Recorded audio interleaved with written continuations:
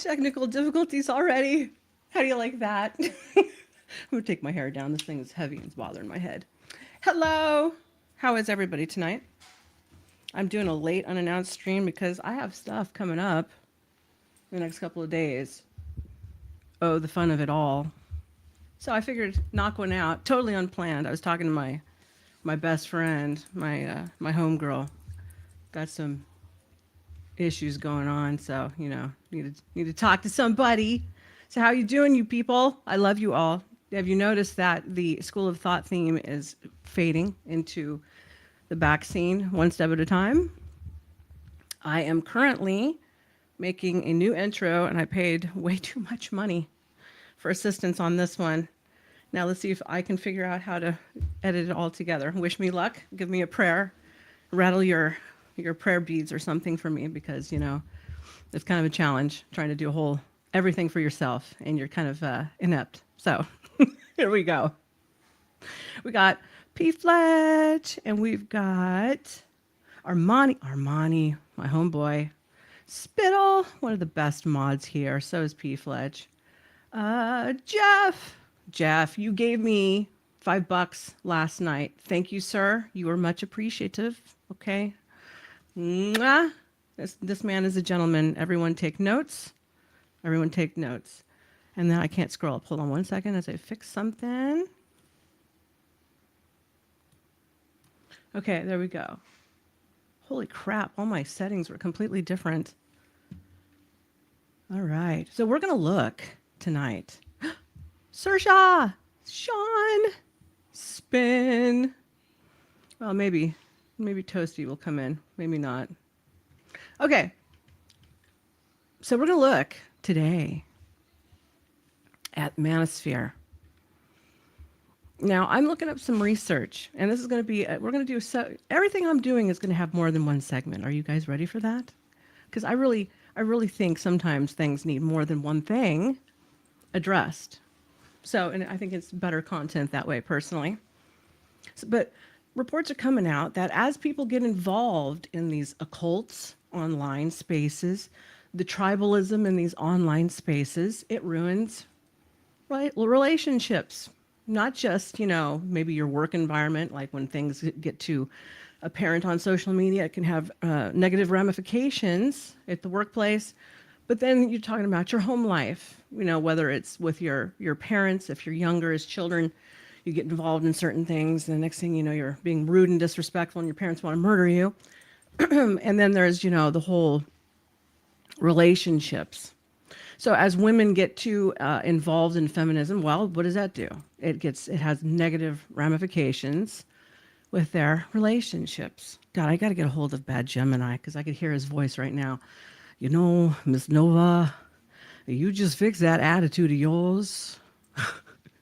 It'd fix all of your love life problems. Get him up here and do some fun stuff. That would be funny. But same thing with men.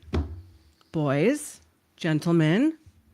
I don't just mean gentlemen as the boys, but there's younger men, who might come across this. So as you come across these things, you might want to reconsider what you get yourself involved into. I can use myself as a case in point. Maybe one day I will go into depth on it. But for right now, I will be vague as I feel comfortable, all right?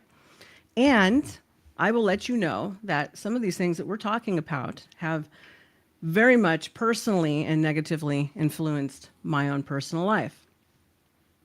Let me see, my thing is not scrolling properly. Comments. There we go. Spittle. NovaStar Live. Men are the problem, but women make them that way by thinking circles logic. Yes, exactly. It's just we go around in a circle, right? It's not me, it's you. It's not me, it's you. And everybody's doing this, right? Or if we look at it biblically, it wasn't me, Lord, it's the woman you gave me. It's your fault. It's her fault.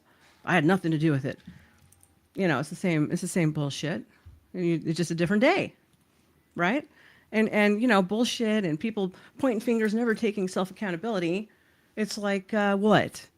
It's like opinions and assholes, and everybody's got one. Yes, I said that, as inappropriate as it might be. And for some of the haters who watch me, You know who you are. Hi, April. Mwah. Love you, baby. All right, let's cue up something funny. This will get the theme started with a chuckle. Are we ready? I think we are. Oopsie. You know, this thing is desperately retarded. Hold on. See, I didn't want to have to do this way. Does this look stupid to you guys? Is this like doable? Because I'm finding if I do it the other way, it cuts my whole head off in shorts when I try to generate them. Hey, old Joe. It's all over for relationships. Forget about them. Well, you know, that's a defeatist attitude. And I'm a fighter. Like, I will fight for something and somebody that I love. God, that background is annoying me. Hold on, let's fix that too. Gotta love all of these bloopers right now. And I haven't forgotten about you, Jake Farr. I'm getting to you. I've had a hell of a week, so give me a second here. Where is my other background? Hold on. Hold on.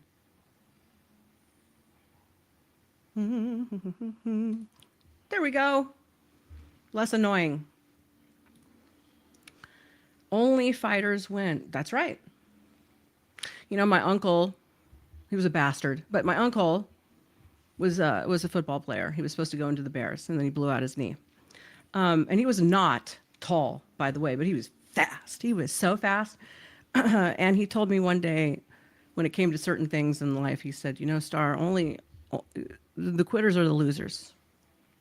And it's the truth. It's the strong that will prevail. And I have found in my own personal life that people who seem to think that it's easier not to do anything or to put up with anything, it's a very selfish loser mentality. You know why? Because you can't win anything that way. You'll never be successful that way. You'll never find love that way. And that's kind of what happens with some of these MGTOW people, men who go their own way, which is very sad and kind of scary, actually, and a little on the gay side. So, you know, you guys want to just give up. Well, I've been looking up statistics, and we're going to be bringing up all kinds of social issues with the teacher. All of my thoughties out there. We're still playing with School of Thought. She's not dead. She's just taken a back seat for the things that I really wanted to do to begin with. So the statistics actually are showing that about 30% to 33% of males of the working age in society today have disengaged completely from society and are not even working in the workforce. Okay? So if we're talking about blaming women, well, you're going to have a hard time doing that, because when I started digging deeper, and I had a hunch, as I began to dig deeper, some of the reasons why these non-participatory males are doing this is because of opioid addiction. And with opioid addiction also comes, dun, dun, dun, dun, other addictions like video games and too much pornography and, you know, just all around addicted from one thing to the next thing, to the next thing, to the next thing. Now, scientists, even in the Communist Party, understood, including this one here, they understand that males are far easier to get into addiction. You guys have more triggers, and I'm not shaming you for that, okay? Because women, we have triggers, but we have triggers in a different way, so they have to target us in a different way. But for you, unfortunately, they like to use your lust against you, okay? So all the free pornography and all those things have really set you apart from the ladies. And then you add to it, continue going through my content, the low testosterone, which, you know, you're setting yourself up. 2050 series that I'm doing, we're creating a whole society of asexual robots. That's where this is headed. I don't like it. Can I stop it? Am I by myself? No. But I can put it out there and sound the alarming bells and let everybody think for themselves, and then you do with it as you please. That's what a messenger is. Wait, what? Armani goes, wait, what? You heard me, honey. We're creating a bunch of people who are asexual. How does this happen? By getting people self-sufficient in other ways, meaning they don't understand what it is to have a human connection. So what are we watching the destruction of today? We are watching the destruction of the human connection. Nobody understands it.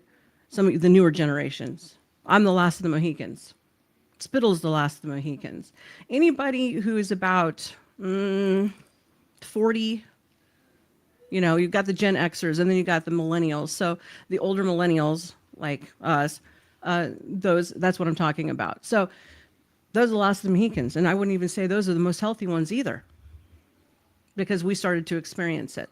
So you were looking at generations and kids coming up who don't understand what having a human connection is. Their hormone levels are in the toilet. They're addicted to anything and everything that keeps them away from a what? A working, thriving, human connection society. So then they gravitate towards what? The AI sex bots. We gravitate to your the other sex robots. We gravitate towards the porn. We gravitate towards the gaming. And then you're never actually having to deal with another person and understand that no matter what you do, no matter how far you go in this life, no matter how great of a person you are, when you're in a relationship, there's constant adjustments. Small ones, sometimes great ones, but you're adjusting. And you know what you're doing? You're adjusting for each other. You're not supposed to adjust to yourself. You're supposed to adjust for the good of each other, not just to be selfish for yourself. That goes for me too. So now do you see where I'm going with this? Yes, exactly. Thank you, Gas. See, Gas knows what I'm going with. He says, online propaganda artists love discouraging relationships. They sure as hell do. Yay, NovaStar! Yay, Jeff. I love you, honey. You're a sweetheart, honestly. So now you see where I'm going with these things. I am a proponent of the human species, not for just men, not for just women. We are in this shit together, honey. And if we don't get it figured out and get it ironed out now, the whole thing's going down in the toilet. Okay? So, the messenger has arrived. Let's go. Let's start with something funny, though, shall we? All right, hold on. I got to cue this son of a gun. And it's not easy because I'm kind of a tard. So, I'm going to remove myself and play this so you guys can see this.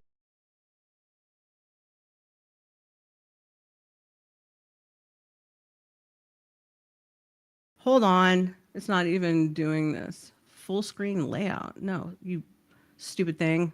There we go. Welcome to the Women Deserve Less podcast.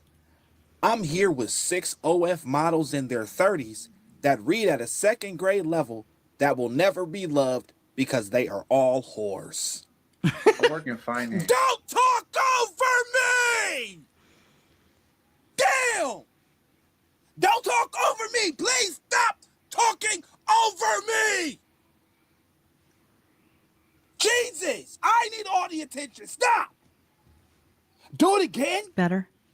And I'll slap all of you across your 2 out of 10 faces with my cock.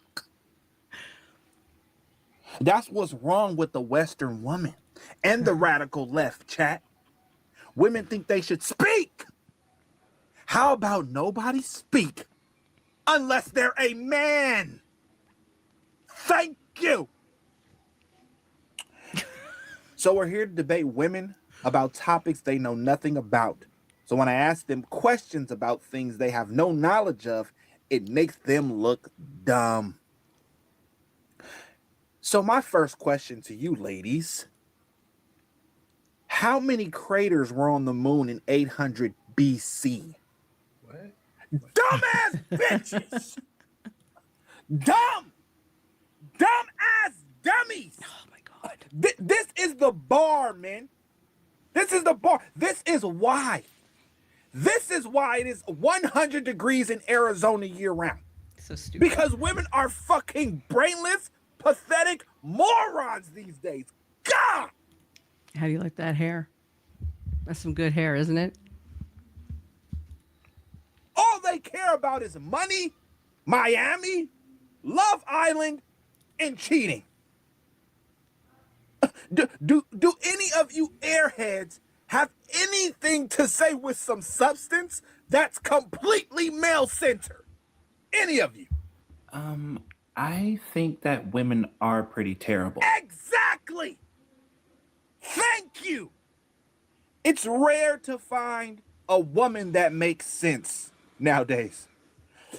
But if you ever answer a question I ask without raising your inferior woman hand, or if you speak at all, I'll kill your entire family. Okay, time to take some calls from the 49 Short King hotline. Call in and tell us why women deserve less. What'd you think of that? Sounds about right, right? You're a woman, therefore, just shut the fuck up and do what you're told, bitch. You're a woman, there's something wrong with you. But technically, I believe the Hebrew word for it for woman is esner. Did you understand that actually means adversary? Adversarial. Equal. An adversarial equal. Anyways, we'll cover maybe some of that other stuff another time. My best friend, as I was talking to her, Coco, I know some chicks are into that. I know some chicks are like, beat me, whip me. Well, for men, it would be make me write bad checks. For her, it's I don't know, make me cook you dinner and, lick your boot. I don't know, but that's not me. But there are some women who like that, and you can find them. You want a doormat, you can find a doormat. Anyways, as I was saying, I was talking to my best friend, Coco, her and I will be doing at least coming up about 3 streams together.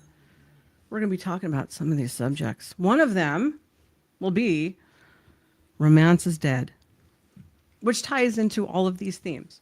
So there will be some intellectual stuff in there, not just some what the Manosphere would say, woman prattle. Don't worry, it will be fun, it will be controversial, and we'll make heads turn. Uncle Guns is in the house. Yes, Coco is a fox. Yes, and we need to get her some sponsors because she's trying to get her pro card, boys. We need a sponsor.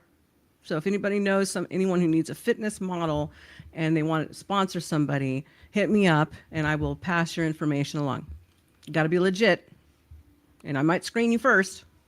So get ready for that. All right. That was a great comedy skit. Let's take a look at this little article right here. This little doozy. Now we're talking about men who are upset about things. And I've said this many, many, many times on streams, which is I understand when people get hurt. We go through things, we look for answers, we look for solutions. There's like the 5 stages of death, the grieving process. Well, the same thing applies to relationships and different things in our lives. There's absolute grief and frustration and sorrow, and then you get angry and pissed off, and so you turn to things. But sometimes what we turn to is unhealthy, like when you turn to alcohol, when you turn to narcotics. Those things are not good for us, but we do it anyway because, we're humans and we're stupid. But it's not always meant to be long term.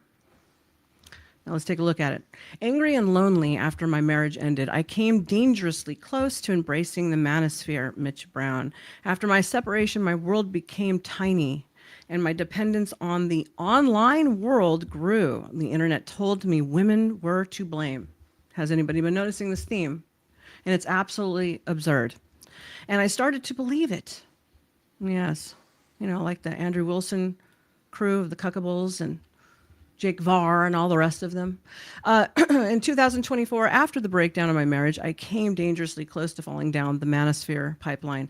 As someone who had became something of a public advocate for healthy masculinities and inclusion, this is not something I find easy to admit or write about.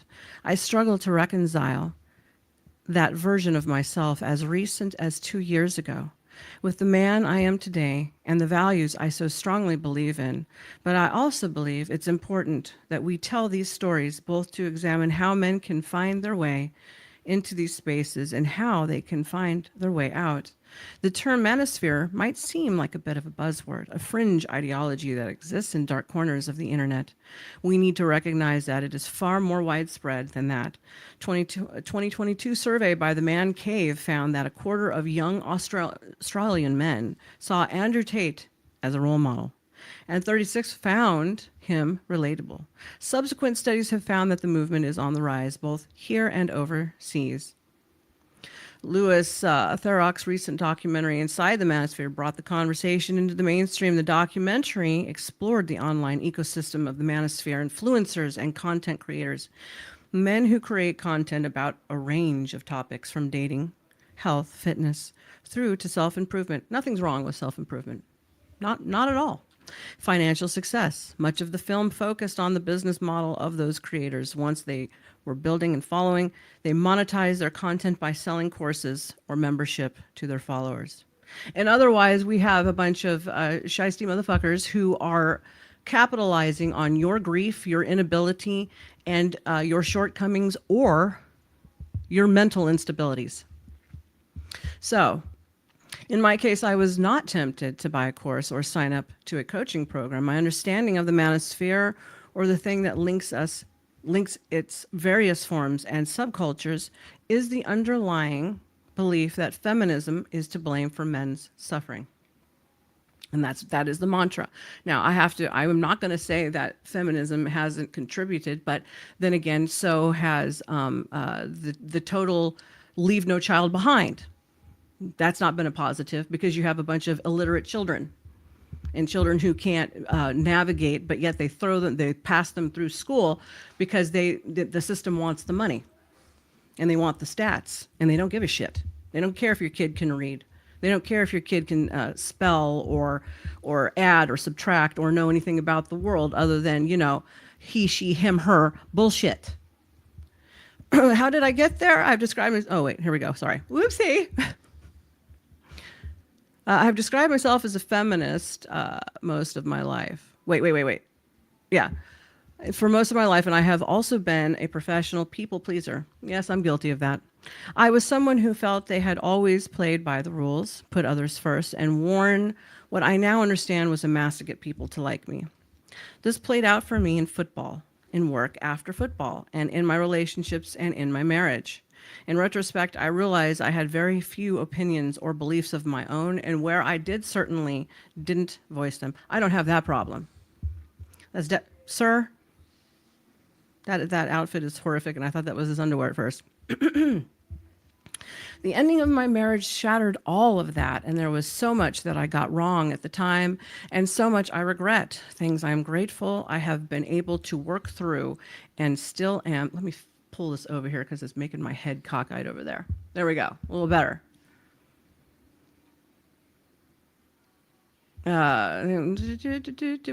Working through with my ex-wife, but regardless of what was going on within our relationship, it felt like everyone around me had an opinion. I felt abandoned and judged by the people I thought were my friends and community.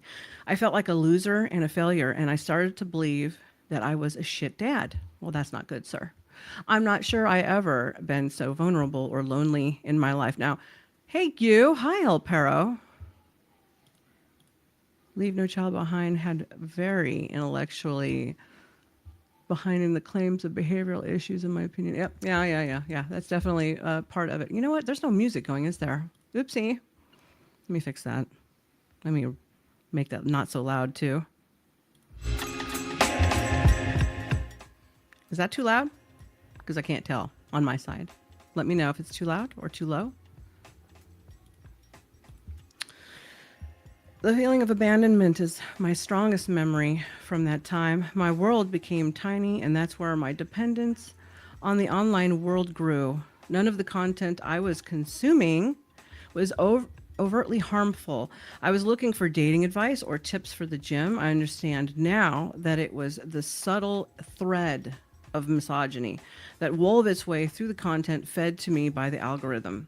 I watched videos of people criticizing feminist voices like Abby Chatfield, and I found myself agreeing with them. My political beliefs started to change when things fell apart at work, and I blamed everyone but myself. Remember, self-accountability? What did I start off by saying? What I always advocate for. Self-accountability. If you're doing something stupid, if you're doing something wrong, if you're headed down a hateful path, change the course. Stop, turn around, go the other way. It's not that difficult. Put down the bottle. Stop snorting the coke. Turn off the corn. Go find a real woman. Wait, what? Hold on. Neurodivergency? Okay, all right.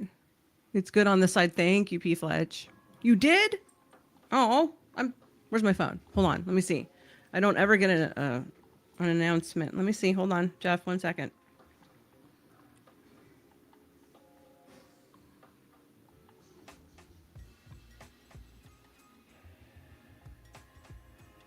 It's loading. It's taking its lovely time. Sorry. Oh my God. $15 from Jeff. Mwah. Again, I say he is a gentleman and a scholar. And he understands that women are to be appreciated and loved just as much as you guys are. Don't ever forget that. So, feeling of abandonment. I already read that part, right? None of the content I was consuming was, oh, I read that part. Whoopsie. Subtle thread. All right. I watch videos of people criticizing feminist voices. Wait, I already read that part. My bad. My political beliefs started to change, and when things fell apart at work, I blamed everyone but myself, and it felt like the world was out to get me. That I was being punished for being a man. I was angry, lonely, and stuck in a cycle of victimhood. The content told me someone else was to blame, and I believed it. I'm grateful that I had this cycle interrupted by both my ex-wife, Shay, and my new partner, Lou. That's a interesting name. I hope that's still a woman, sir. Okay, I am repulsed now by some of my actions and beliefs from that time, but neither women ever turned their back on me, although both, particularly Shay, had every right to. They validated and found empathy for my feelings of abandonment while still holding me accountable for my own actions and privileges. Was that white privilege, sir? No, it's just privileges. I'm just kidding. I'm kidding.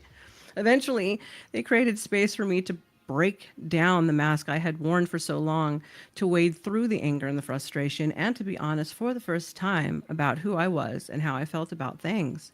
These two women changed and saved my life. Wait, what did you say, Shirsa? Let me see. Let me look. I do? Thank you. I appreciate you. I'm wearing a different colored lipstick today. Wait.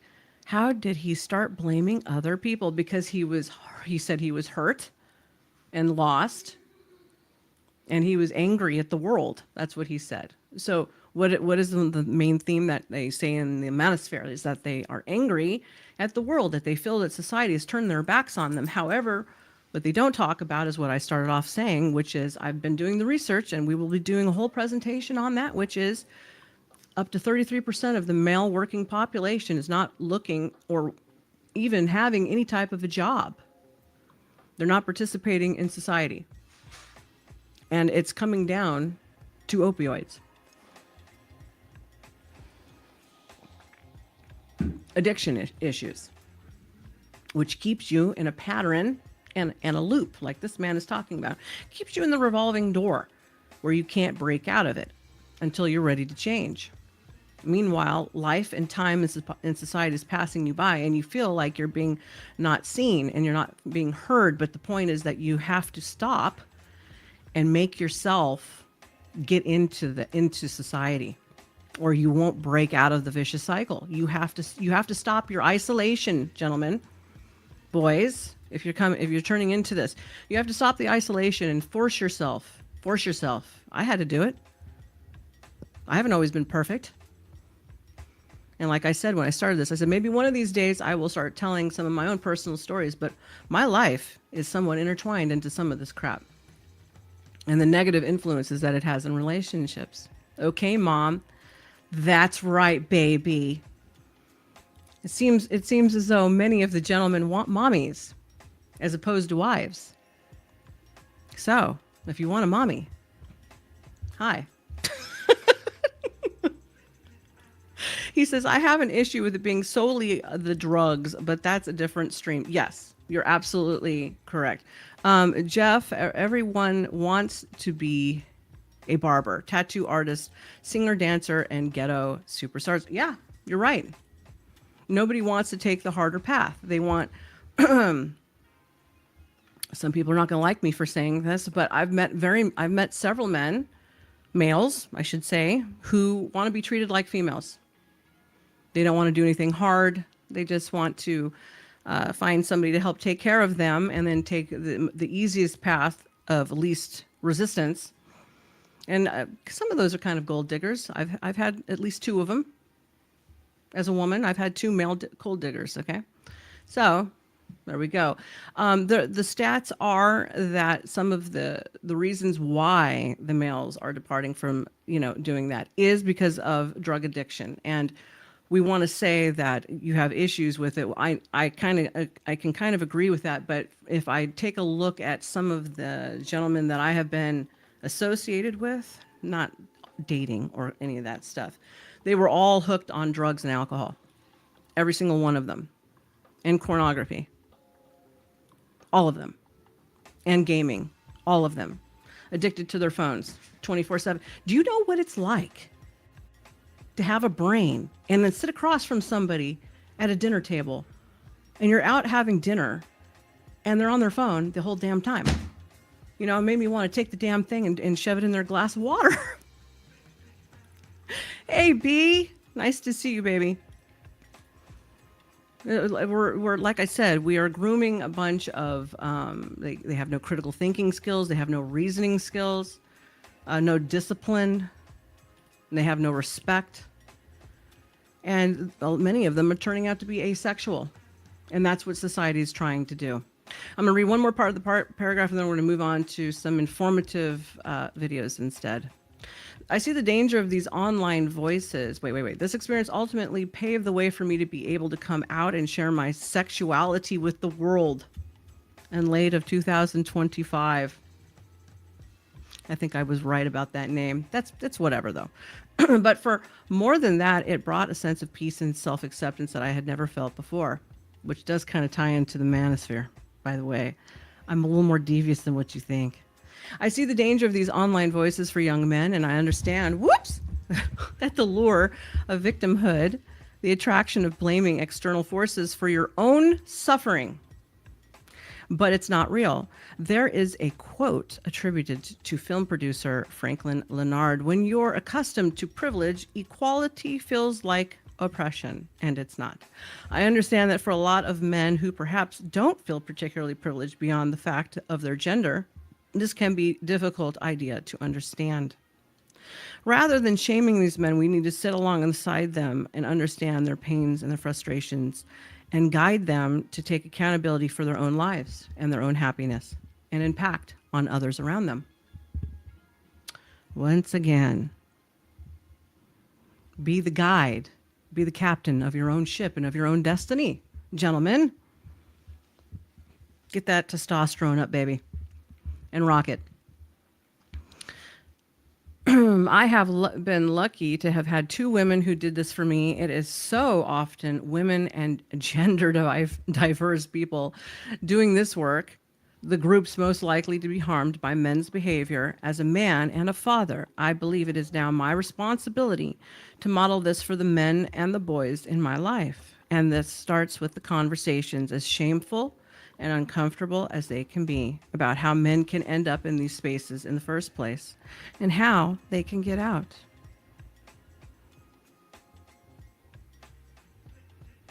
And then they're doing a shameless plug. So we've come to the end of that part. Now, most of the people who represent in these spaces, we throw terms around like racist and misogyny and all that stuff, and it's to the point where everybody's numb to it. But there is still a truth accustomed to it. One of the truths is most of the representatives are actually living homosexual lifestyles. That's number one. And then you have homosexuals, which there's nothing wrong with being gay. I don't care. You do what you want to do.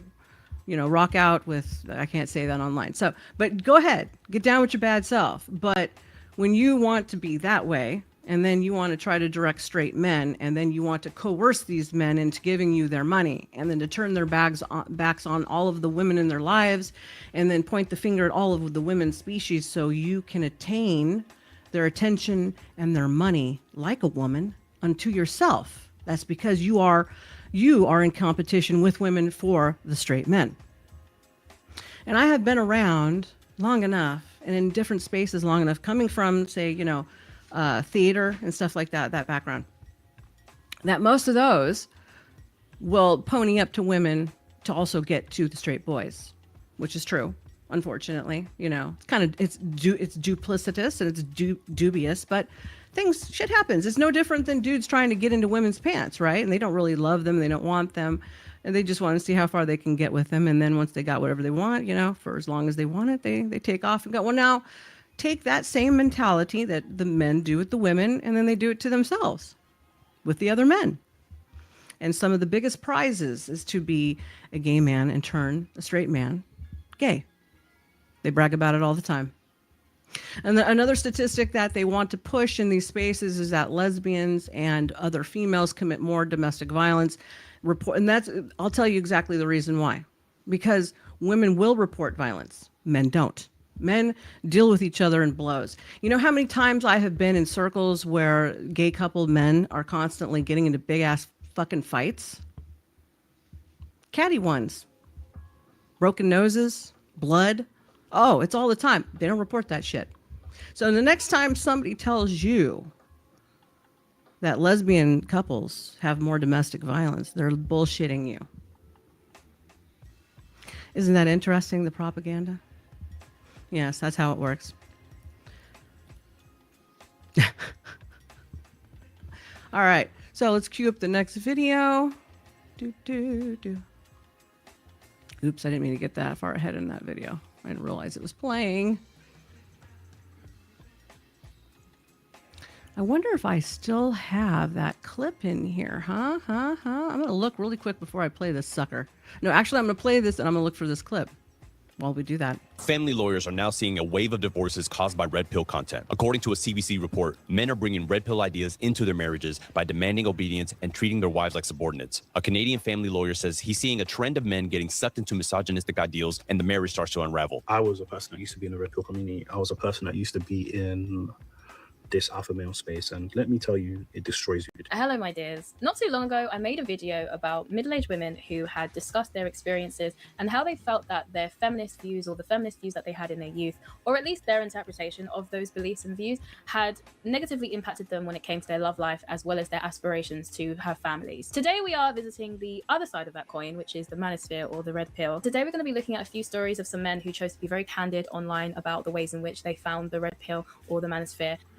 Now, did you hear the part where they said that many of the men who've gotten themselves into this and they are already in a relationship, they start talking down and demeaning the women in their lives? Did you notice that? Is anybody noticing this? Okay.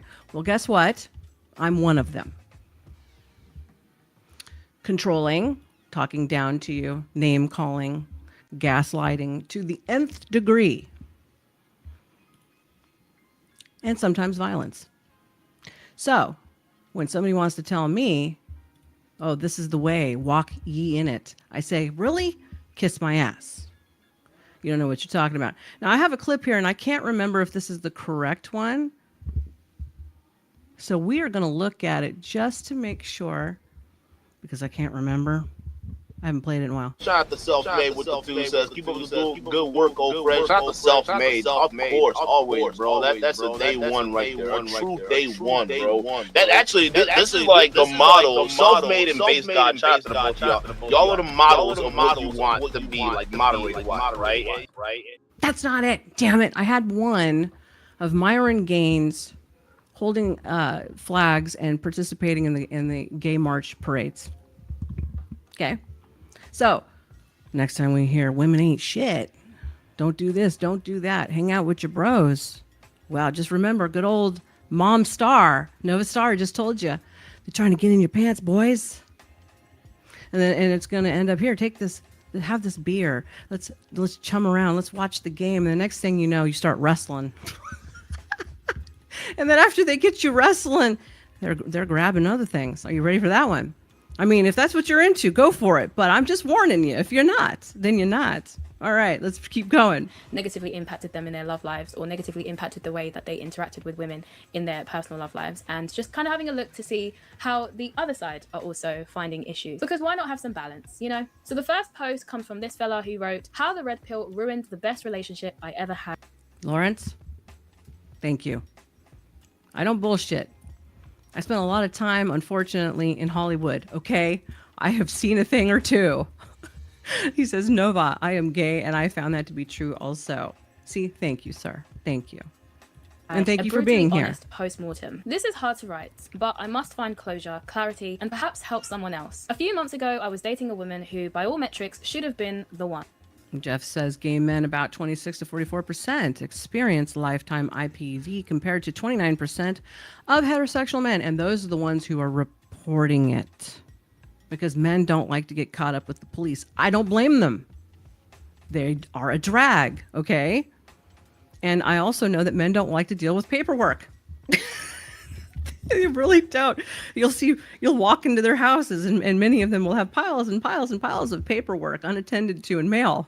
You know I'm right. And your laundry on the floor, boys. Don't you lie to me. Mm-mm. Beautiful, politically and ideologically aligned, sharp and rare in her values. We met on Hinge through a rather unconventional and edgy exchange. Let's just say we both have a similar dissenting takes on geopolitics. We clicked instantly. Our personalities mirrored each other. We laughed, connected. For a while, it was beautiful. But I sabotaged it. Not because I cheated, not because I stopped caring, but because I let ideology poison my ability to love. Because I let ideology poison my ability to love. Because we seem to think that the mantra of don't be simping for women, don't show affection to women, don't do this for women, don't do that for women. What do you think love is? We do things for each other to make each other feel special, to make each other feel wanted, to make each other feel adored and respected and needed and wanted. I could start quoting scripture. What love is? Oh, don't make me do it. Allow myself to be consumed by red pill content, not just the surface level dating tips, but the entire worldview. Hypergamy, frame, SMV. If anyone knows what SMV is. Oh, intimate partner violence. Thank you. Thank you, Jeff. What did he also say? Oh. Bisexual men, 37 to 46% experience lifetime. Yep. Intimate partner violence. Well, that's unfortunate. Love and honor. Oh, well, thank you, sir. Stands for, let us know in the comments, because I don't know. And while it does offer some useful critique of modern dating and gender roles, it's also a reactionary trap, especially when applied without a deep understanding of grace, selflessness, or faith. I started viewing her not as a unique human being, but as a statistical avatar of female nature. I stopped listening and started... Did you hear that? I stopped looking at her as a human being and looked at her as statistical just statistics that these assholes are constantly pumping out. That's like listening to feminists go, all men, all masculinity is toxic. No, the definition of masculinity just means man. Okay? What's wrong with that? What's wrong with being a man? What's wrong with being a woman? That's like saying, oh, let's criticize the sky for being blue and clouds for being puffy and the grass for being green. And look at that bird over there. Now, there's something wrong with that bird. It's just a bird. A woman is just a woman. It's the character of the person, not the sex. It's the character of the person. The heart is what you want to evaluate and judge by, not by the sex. Get out of here. Lecturing. I stopped being present and started analyzing. I let myself believe that love was a weakness, vulnerability was failure, and leadership meant dominance rather than sacrifice. And while she tried to love me, not because I was high value in some material sense, I'm still in grad school, broke and disorganized, but because she saw something good in me. I didn't return that love. I filtered her every... Nova, Lawrence says, about a year ago when I first saw you, I made a comment in the chat that you looked beautiful, and some random guy called me a simp. I apologize for that. I hate that word, by the way. I hate the word simp. It's so derogatory. It means this most asinine things. Well, guess what? I'm a woman and I'm a simp. And you know what I simp for? I simp for my man. I do. Whatever. Call me a simp. Call me a dork. I'm a dork too. That's fine. But that's what you're supposed to do for each other. If you want to put it into stupid, vulgar terms like that, we are to simp for each other, because without doing that, it's just a power play. It's who's over the top of the other person, and I delegate. And what does that ultimately lead to, especially in an economic and a political movement? It leads to an iron fist. It's an iron fist mentality. The studies have already came out that anybody who gets involved in this stuff, really involved in this stuff, and does not depart from it and see it for what it really is, they're already part of the 3 dark triad personalities, which is Machiavellianism, pathology. Okay? What was the other one? Psychopathy. My bad, it's late. I didn't intend to do this. So, we have people who already have a predator mindset, looking for prey. Now, what have I been hearing lately? The blind pill. The blind pill. Take advantage of handicapped blind women because they can't see you to be disgusted by you, because they can't see to know what you're doing.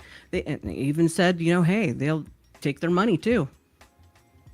We're talking about predators teaching other people that it's okay to do horrible things to other people in justification to self-serve.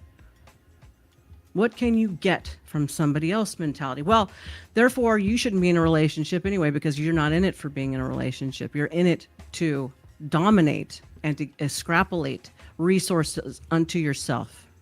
And sometimes those resources can come in the frame of beating somebody else down mentally and emotionally. Some people get off to that because they're just that sick. Shortcoming through a lens of disdain rather than empathy. Eventually, she lost attraction. Who wouldn't? I became Bingo, Lawrence. You knew exactly where I was going with that. And the Crucible people are so great, aren't they? So godly. So self-righteous.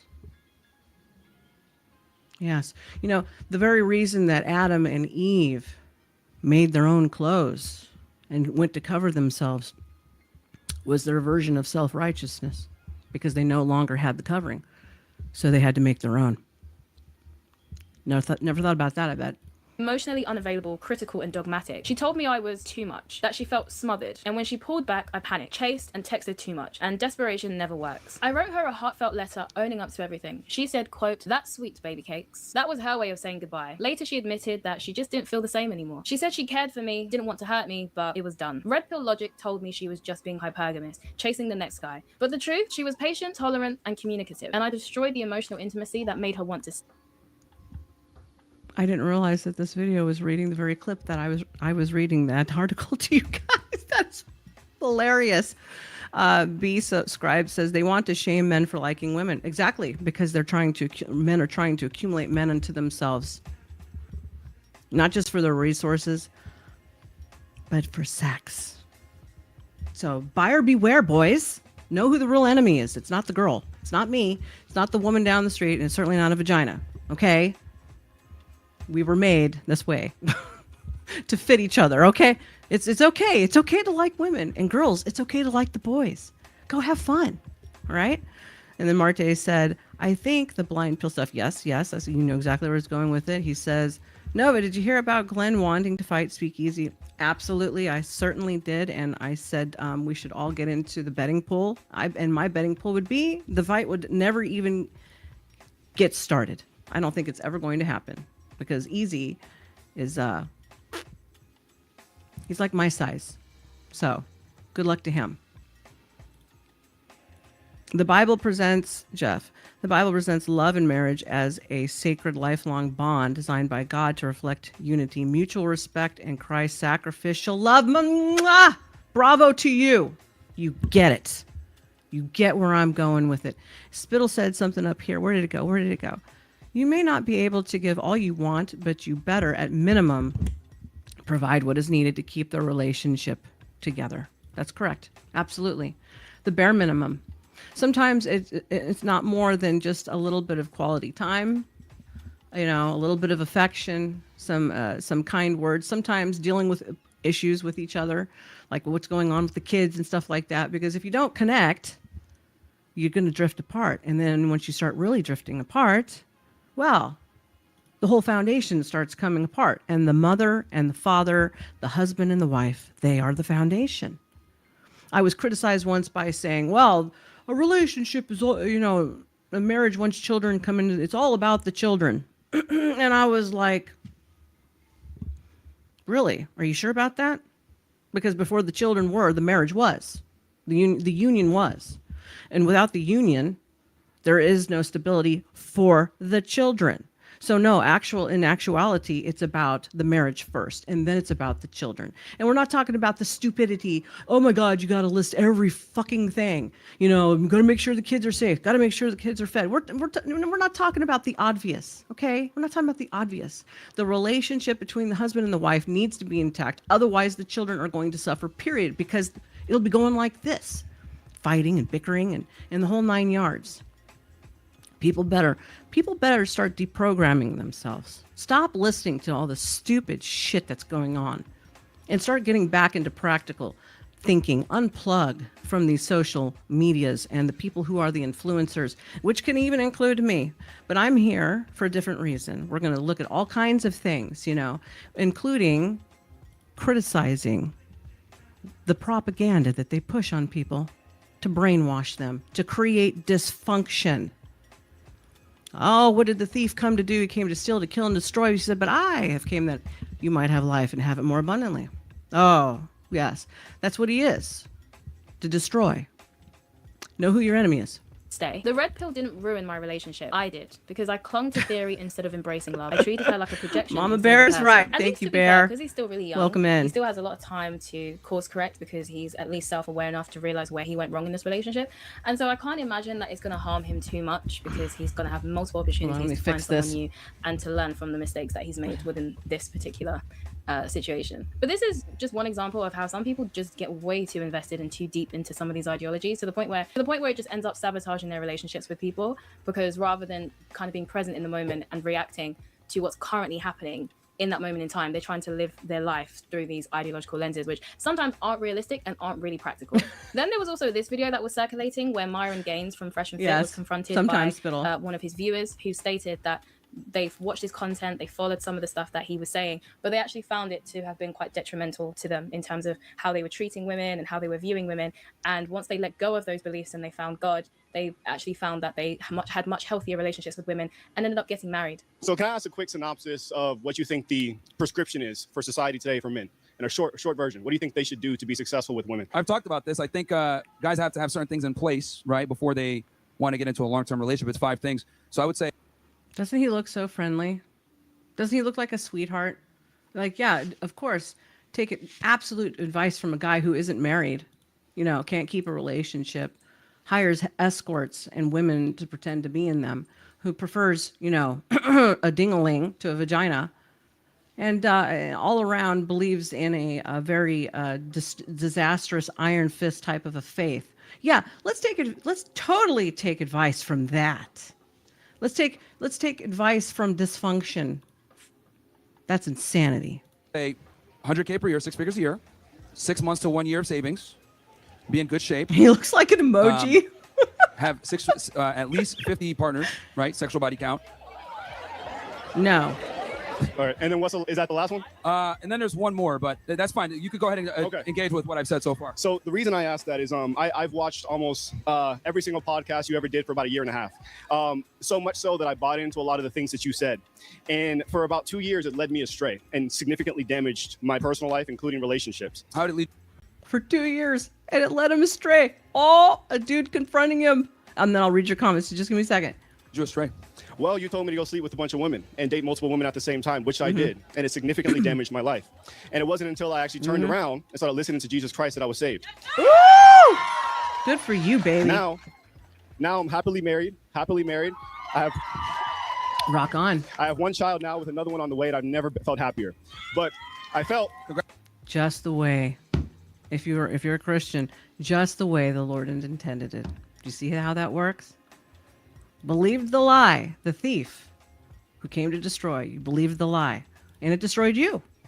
And then when you step out of the darkness and into the light, where he is in the marvelous light. Oh, how beautiful of a change, isn't it? Okay, let's go to the comments. Psychic dashed in the Empire Slayer. Hearts to you, baby. Jeff. Companionship, Ecclesiastes 4:9-12 highlights that 2 people are better than 1 because they share labor, support each other, and provide strength. For God looked at Adam and said, "It is not good that man that be alone." Esner in Jewish Hebrew, unless I'm saying it wrong, and it's been a while. Okay, it has been a while.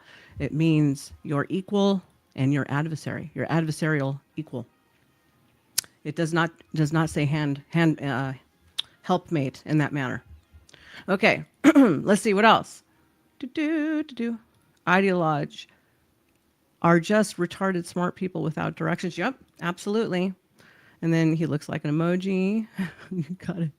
You got to 71 women before you can consider a relationship with a woman. Yeah, and then you can't have one after that because you've I want to say you're overbaked. That's what I'm trying to be PC about it, but you're a hoe and you can't settle down now because you've got so much shit running around on the inside of you that you've been corrupted and you can't, everything's a problem, everything's wrong, or you can't be satisfied. So don't do that. What did he say about body count? He said about 71. Yeah, they love bringing up dusty body count thing. Congratulations, that's good. That's really good. Thank you. And I know you're not against that, but my concern is what you're saying to men leads them astray because I'm a walking example of it. So would it be fair to say that when you went through that experience, you were able to identify characteristics that you probably found as unredeemable and you probably wouldn't want to commit to, right? In what way? Well, when you were seeing these women, right, you Oh, probably boy, started here we seeing go. patterns in how they behave, how they speak, or whatever. Maybe they're not qualified to be a wife. Because the thing is, right? Well, I don't need that. I have the Bible for that. It tells me what to look for. Yeah, but the thing is that you were able, and again, you're probably not going to notice it, but when you dated and dealt with all these women, you probably were able to identify characteristics that you were not fond of. Or, Oh, I know where he's going with that. He's trying to say, well, the 304s, you play with the 304s, and then you look for the better women to marry. However, if you're creating 304s out of better women, by default, you're already wrong. You're creating more of the problem. But that's a very sick and twisted mentality. It's a selling point. It's an unlivable, unattainable thing. Because you know why? Because all have sinned and come short of the glory of God. You're already not perfect, and neither is she. And I'm not saying go out and have a big old body count, because I don't. And I can't say what other people do. But you can't make a mistake and then change your life. And then you can't look at another person who's made a mistake and change their life. Why not? You're not perfect. Go ahead and cast that first stone. characteristics that would make a woman not a good candidate for a long-term relationship. And See? I think half the game is figuring out which girls don't qualify for marriage versus which ones that do. And clearly you learned a skill set on how to become attractive and get women. And then you're able to identify the things that you like versus the things that you don't like. I mean, even in your success story, you had to go through a lot of bad women to be able to identify your current wife as the one. So failures are good. They're good. Yeah, failures, excuse me, failures in the sense of socioeconomic or maybe even relationship failures could be good. But there's a difference with what I'm saying. I'm saying that we're warned against our soul. Jesus Christ commands us to marry one woman. That's it. Sure. And what you were causing me to do was sin against myself. And that's the point I'm trying to get to. It's a moral. Yeah, I mean, you got to take personal responsibility, bro. Because here's the reality. No, I do. 100%. Yeah, so very publicly, I and have in that's- front of and over that's why- 40,000 people. He's gaslighting him. Nice CIA tactic there, by the way. Yeah, great. But the point I'm trying to make is I teach guys a skill set, right? If I give you a gun and you shoot yourself in the foot, is that my fault? If I taught you how to properly use it, how to disarm it, disassemble it, you know, how to load the magazine in properly, all that. If I give you the skill set, then you shoot yourself in the foot, right? Is that really my fault? No, I just arm you with the skill set. Then you choose what you want to do with it. Now, obviously, Well, you no, wanted to it's go on predatory. you wanted to Because go we toward are an sex escapade. Oh, he just said what I said. Predatory. All these predators looking for you. Which is, I guess, fine. But the reality is I armed you with the tools to become an attractive guy, and you utilize that. You can't come back and get mad No, and you say, didn't arm me oh, with that. I became attractive when I followed Jesus. That was it. oh, okay. I do find it really interesting how Myron is like, you should sleep with 50 women. And then when this guy says that he basically did that and it actually had a negative impact on him and it had a negative impact on how he was viewing women, then Myron is suddenly like, oh, well, that's on you, bro. You know, like you got to take accountability. But then I wonder if you were to ask that gentleman what negative view he had of himself when he was doing those things, if he felt disgusted with himself. Because I would imagine that would be one of the sensations. I'm like, oh God, I feel dirty, you know, because you're using somebody because you're using somebody as a prescription through somebody else's advice to attain something that was already unattainable. That's the whole point of that. What did you say? Hold on. So we traded one grift for another grift. Yes. Lawrence said, I am Catholic, and in my religion, it is just as sinful for men to fornicate as well as women. That's why I cringe when I hear a lot of men brag about their sex lives. I agree with you, sir. And I feel the same way about broads. Oh my God. Sometimes they're talking about, like, comparison of, like your ding dongs. And I never partake in those conversations. It's none of your business what my dude's size is. Go away. What do you need to know that stuff for? I had this gay dude who was my hairdresser who would hit on me. Suspect already, right? He asked me what mine's size was one day, and I looked at him. I said, I don't even talk to broads about that. I said, I think you found the wrong bitch to have those conversations with. And he shut up real quick. I said, that's inappropriate and don't ask me those things. Asshole. Interestingly, when the guy says that he's now married, Myron is then like, oh, well, that's probably because you watch my content and you probably gained some knowledge from that in terms of what to look for in a woman. Blurth, welcome in from Kick. Remember to like and subscribe. All you lurkers, remember to like and to subscribe. It helps me out in the algorithms. I'm trying to get my hours back. They rolled my hours back. Dang it. I was right there to get monetization. So now here we go again. Help me out. Or how to vet the right woman to the point where you ended up getting married. The reason I find this interesting is because Myron seems very keen to take credit for this guy's successes, but has absolutely no interest whatsoever in taking credit for any of his failures, which is also something that I saw in my last video too. A lot of people saying feminism isn't what destroyed these women's love lives, or isn't what negatively impacted these women's love lives. They are the ones who are responsible for negatively impacting their own love lives. But I would bet that if those women had reported positive experiences as a result of feminism and attributed those positive experiences to feminism, people would have accepted that. People would have said, yeah, sure. Yeah, feminism probably is the reason why you had that opportunity or why you were able to do that thing. I highly doubt they would still turn around in that situation and say, oh, no, feminism had nothing to do with that. You did that all on your own. My point is that, yes, while people should absolutely have personal responsibility and take accountability for their own actions and their own choices, because ultimately you are the one who chooses what you listen to and what you choose to ignore, I also think that ideologies and thought leaders, people who influence the way people think and who offer prescriptions on how people should live their lives, also do bear some responsibility, not all of it, but part of the responsibility for people's outcomes, good or bad. I don't think people should put themselves in the position of being thought leaders or people who can encourage people to live certain lifestyles or to live their lives in a certain way, yet simultaneously wash their hands of any of the negative consequences or negative outcomes that come from that. Not every the negative outcomes that come from your own decisions and things that you get yourself involved into. But see, the problem is when you have parents who work all the time, or you come from a broken home or a single family home or any of those things, and the state's raising you, and this is all you hear about, well, then you're gonna think this is really how life is now, don't you? And to some degree, it is, because people are living out the scenario that they've been put out before them, but nobody thinks about those things. And the more negative things that you introduce yourself to, the more likelihood that you are going to subconsciously act out some of those other negative things. So guard your mind, guard your ears, and especially guard your mouth. Everybody benefits from the same advice. Some people might really benefit from these beliefs and from following these ideologies because it suits their personality and it suits their desires and what kind of outcomes that they want to have. But there are also going to always be those people who have negative outcomes from following this stuff, because it's not possible for the things that you teach people or the things that you encourage people to do to always work out. Even medication comes with side effects. So some people benefit from taking the medication and it saves their lives. Some people get more sick and they experience a whole list of issues. And that's just the reality of life. Not everybody's going to fit into a one-size-fits-all solution. For some people, it could be beneficial. For some people, it can harm them. But if you are so insistent on taking credit for successes, you have to also take credit for the failures that happen as a result of people subscribing. Follow my formula. I have all the solutions and this pattern. You just do this and you'll get that. What's the prosperity message? Oh, yes. Here, pay into the system of God and then he'll pay you back. Yes, that works too, right? Right? We're doing the whole God thing to get something out of God like an ATM machine. Well, that doesn't work very well. Not really. I would tell you you'd be better off being a Scientology than that. But what she said is absolutely correct.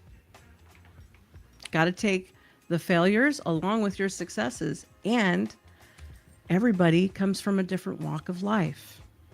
So what works for one person may not work for the next one. There are no guarantees that whatever you do, you are going to be 100% successful. That's why it is important to learn to deal with failures, loss, and being told no. You know, rejection. I've had a shit ton of it in my life. I'm still here. Don't go crying in your little safe spaces, kids. Learn to accept being told no. That's the reality of the world. Because you go to another country and they're going to look at you like, oh, you need your safe space and your little blankie? Good luck to you. And laugh at your ass. So, learn to take some criticism. Learn to take some ridicule. You won't die. It'll make you a little stronger. Make you a little more resistant or resilient. Squeeze me at this time of the night. To your way of life or your teachings. I don't agree with this picking and choosing what you want to take credit for. Happy to take credit for the successes, refusing to take credit for the failures. That to me, no. But anyways, moving on. We also have this guy who struggled with the fact that his girlfriend had 6 previous sexual partners before him. And so he made this post online to try and get some help with coping with that, I guess. So he posted, "The red pill beliefs destroying a beautiful relationship need help." So I recently realized that my beliefs were really damaging. I realized these old red pill and evolutionary psychology beliefs that empowered me also unequivocally make me feel like a loser compared to everyone she's had uncommitted sex with. So I wrote down the beliefs I hold, and while I know some of them sound insane, I would really like your confirmation that they are false. I feel like it's the only hope I have. So the beliefs that are destroying the relationship are: women give sex and men have to earn it. If men are worthy for a short-term fling, they are more chosen than a man chosen for a relationship. A man who gets it without commitment is superior to the one who needs to commit or show explicit signs that he wants to commit. The top 1 to 20% of men are the ones getting the most sex, so it's likely that the men she slept with are better than me. Women present a loving, committed personality when they are in love with a long-term mate, and a different, more sexual personality when they are with a highly attractive short-term mate. So the short-term sex partner sees more of her true nature, so he wins. But how would he see more of her true nature if he was short-term? If she... Good point. How would he know if he never stuck around and if all they did was the horizontal mambo? They didn't. It's a lie by default. Only slept with them. There's something else you said, and I forgot now. Been able to see her true nature, because there is more to her nature than just sex. So I'm not sure what that means. Most men who date are just looking to get laid. I don't know. I feel like this is a stereotype. I could be wrong. I don't know. But I would say that most men, I don't think men and women are as different as we are portrayed to be, or as some people think we are. I think the vast majority of men and women want to have meaningful relationships. I could be wrong though. But I do think most women and most men would like to have a meaningful relationship at some point. Even if they might not necessarily want that immediately, they most of them do desire to have that at some point in their lives. Like I said, let me know if I'm wrong. Most men who date are just looking to get laid. Does everybody deserve it? I don't know. It depends on if you're a douchebag or not. And that goes for women too. If you're a douchebag, no, you just are going to ruin somebody else's life. That poor victim, unsuspecting soul who didn't see it coming. Men who slept with my girlfriend just used her. She allowed it. This makes them the winner over me. When a woman has sex with a new guy, it emotionally damages her somewhat. Sex in the future becomes less meaningful for her. Therefore, guys who got to her earlier won over the guy who has her now. Younger women are always more valuable. So if a guy slept with her when she was younger, even by a couple...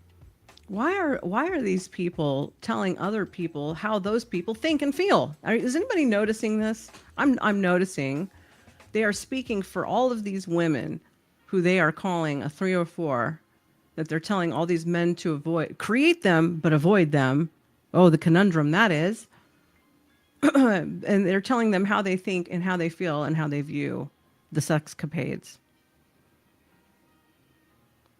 Yeah, okay. I highly doubt all those 304s don't look at sex as valuable. Now, you've got people out there who, have a psychopathy and, issues, and some of them don't, but they aren't the majority.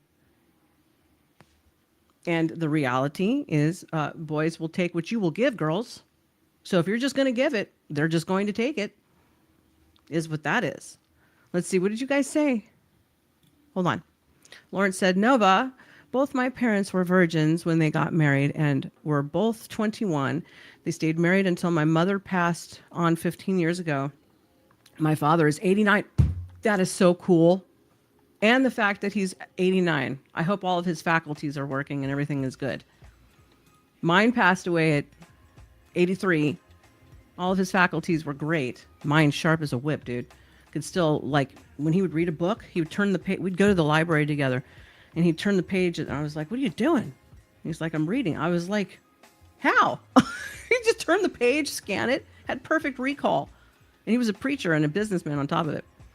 And he was a pain in the ass sometimes too, but I loved him to death. And by the way, Lawrence, for everybody out there, I was almost 23 before I lost my virginity. So there we go. Everybody isn't a big old hoe. And just because you did give it up, good or bad, or situational, that doesn't make you shameful or any more sinful than going and watching a fucking movie. You know, they used to preach back in the day that going to the movies was a sin. Having a television with the devil in your house with the antenna, which was the tail on your roof. Couldn't listen to music unless it was all like Christian or religious. Can't dance, can't do this, can't do. Oh my God, it was endless. And this, you're talking about the early 1900s, you know. So, gee, everything's a sin, or was it really a sin to begin with?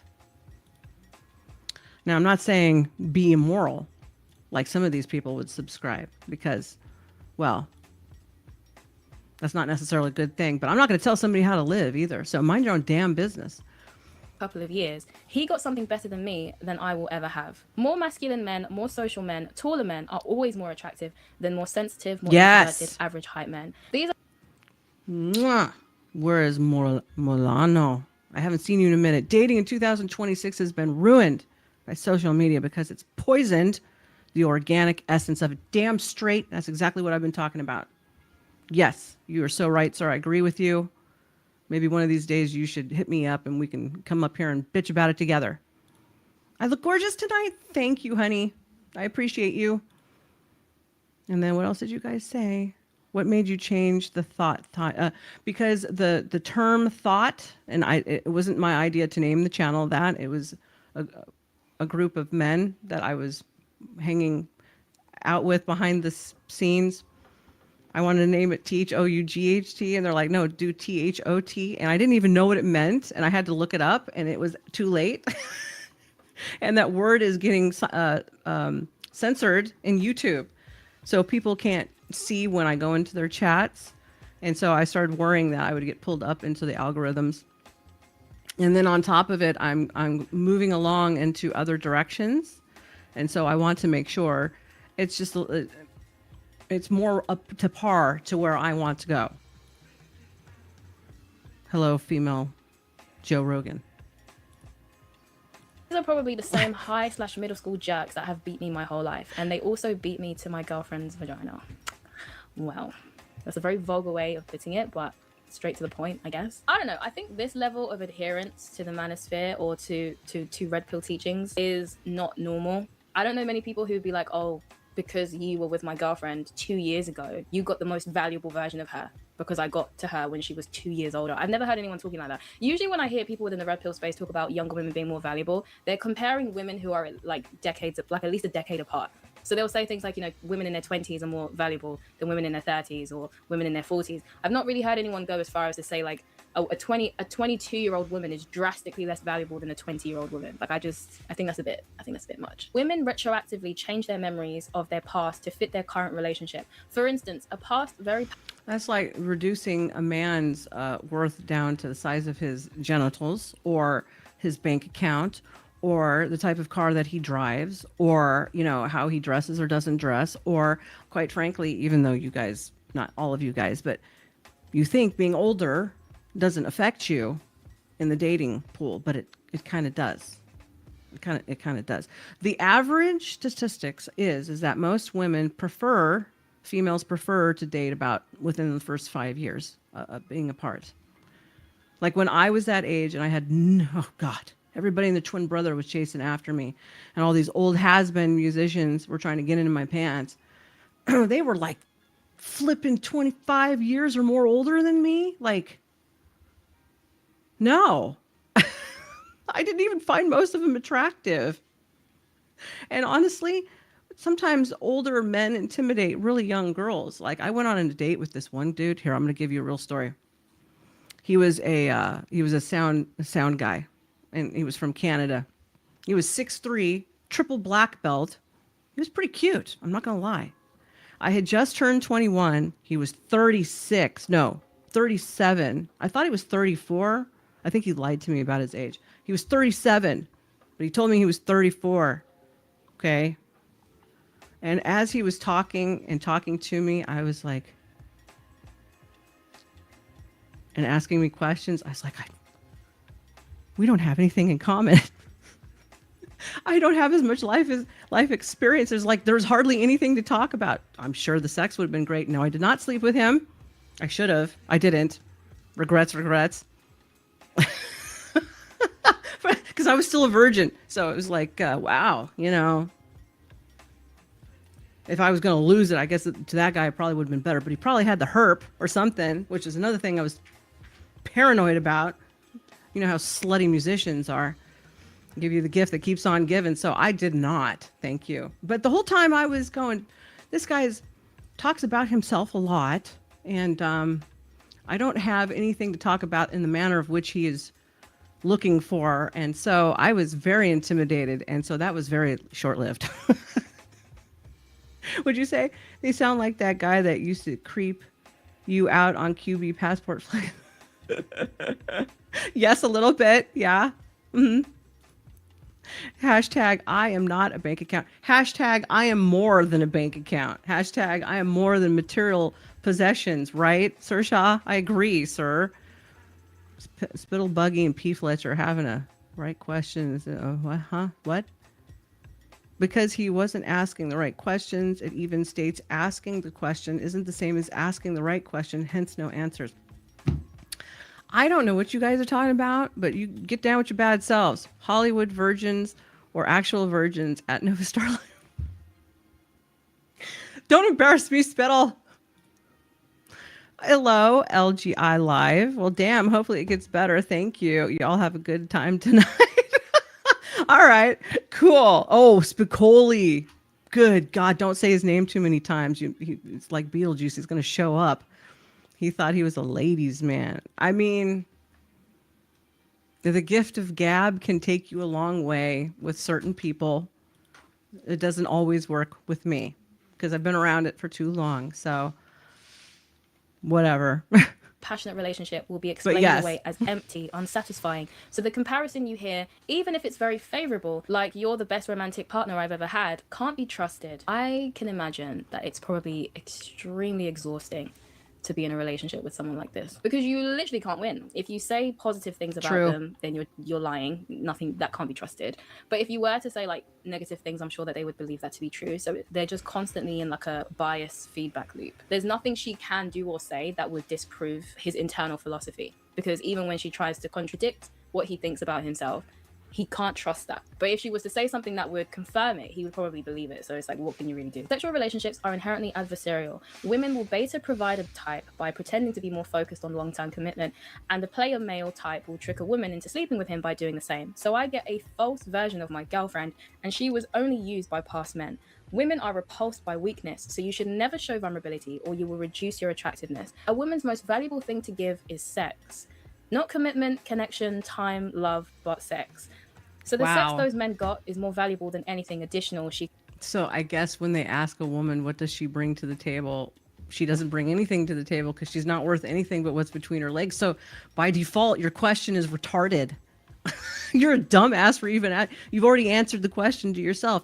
They're not worth anything to you. So if you don't have any value or see something or a person with any worth, then I don't know.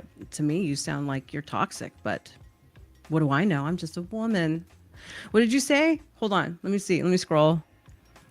Spicoli. Loved you. He thought he was a ladies' man. I'm sure he was a ladies' man at one point, but I'm off the market. So yeah, no, thank you. Let's see. God's crimes in the story of Joe. I don't know what you guys are talking about. Okay, let's see. Nova, have you encountered Imperius yet? I think I did once. Yes, but I have not since. Am I missing out on something? Because I don't think so. Tell me. Let's see what else. Did you ever see what he really... Yes? Don't ask me. I don't want to be rude. Okay? I don't hate people. Anyways, he loved calling guys. So yes, he did. Yeah, sometimes he said some funny stuff. Sometimes he did, you know. Sometimes he wasn't always wrong either. But I'm good. Thank you. No, I'm not really here to date people. So not really. Let's see. I was chasing... What is that? Jukos? What is that? That's a different language. When I was 23, I missed out on an opportunity because I didn't want to go to Wyoming with all that wilderness and grizzly bears and stuff. That was scared of that stuff back then. Well, you know, I've never really done the whole camping thing, so I don't blame you. My idea of camping is go hike out somewhere and then go back to my hotel room.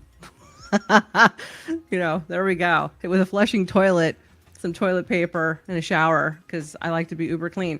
Nova, you don't have to be rude. Just be honest. Did he look like an... Sir?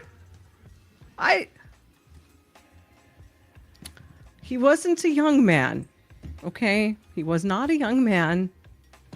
There we go. He was not. Nova, you never went to encounter Imperius. He is the king villain of YouTube and has been banned off almost every channel. Oh. Why is he a villain, though? Okay, tell me later.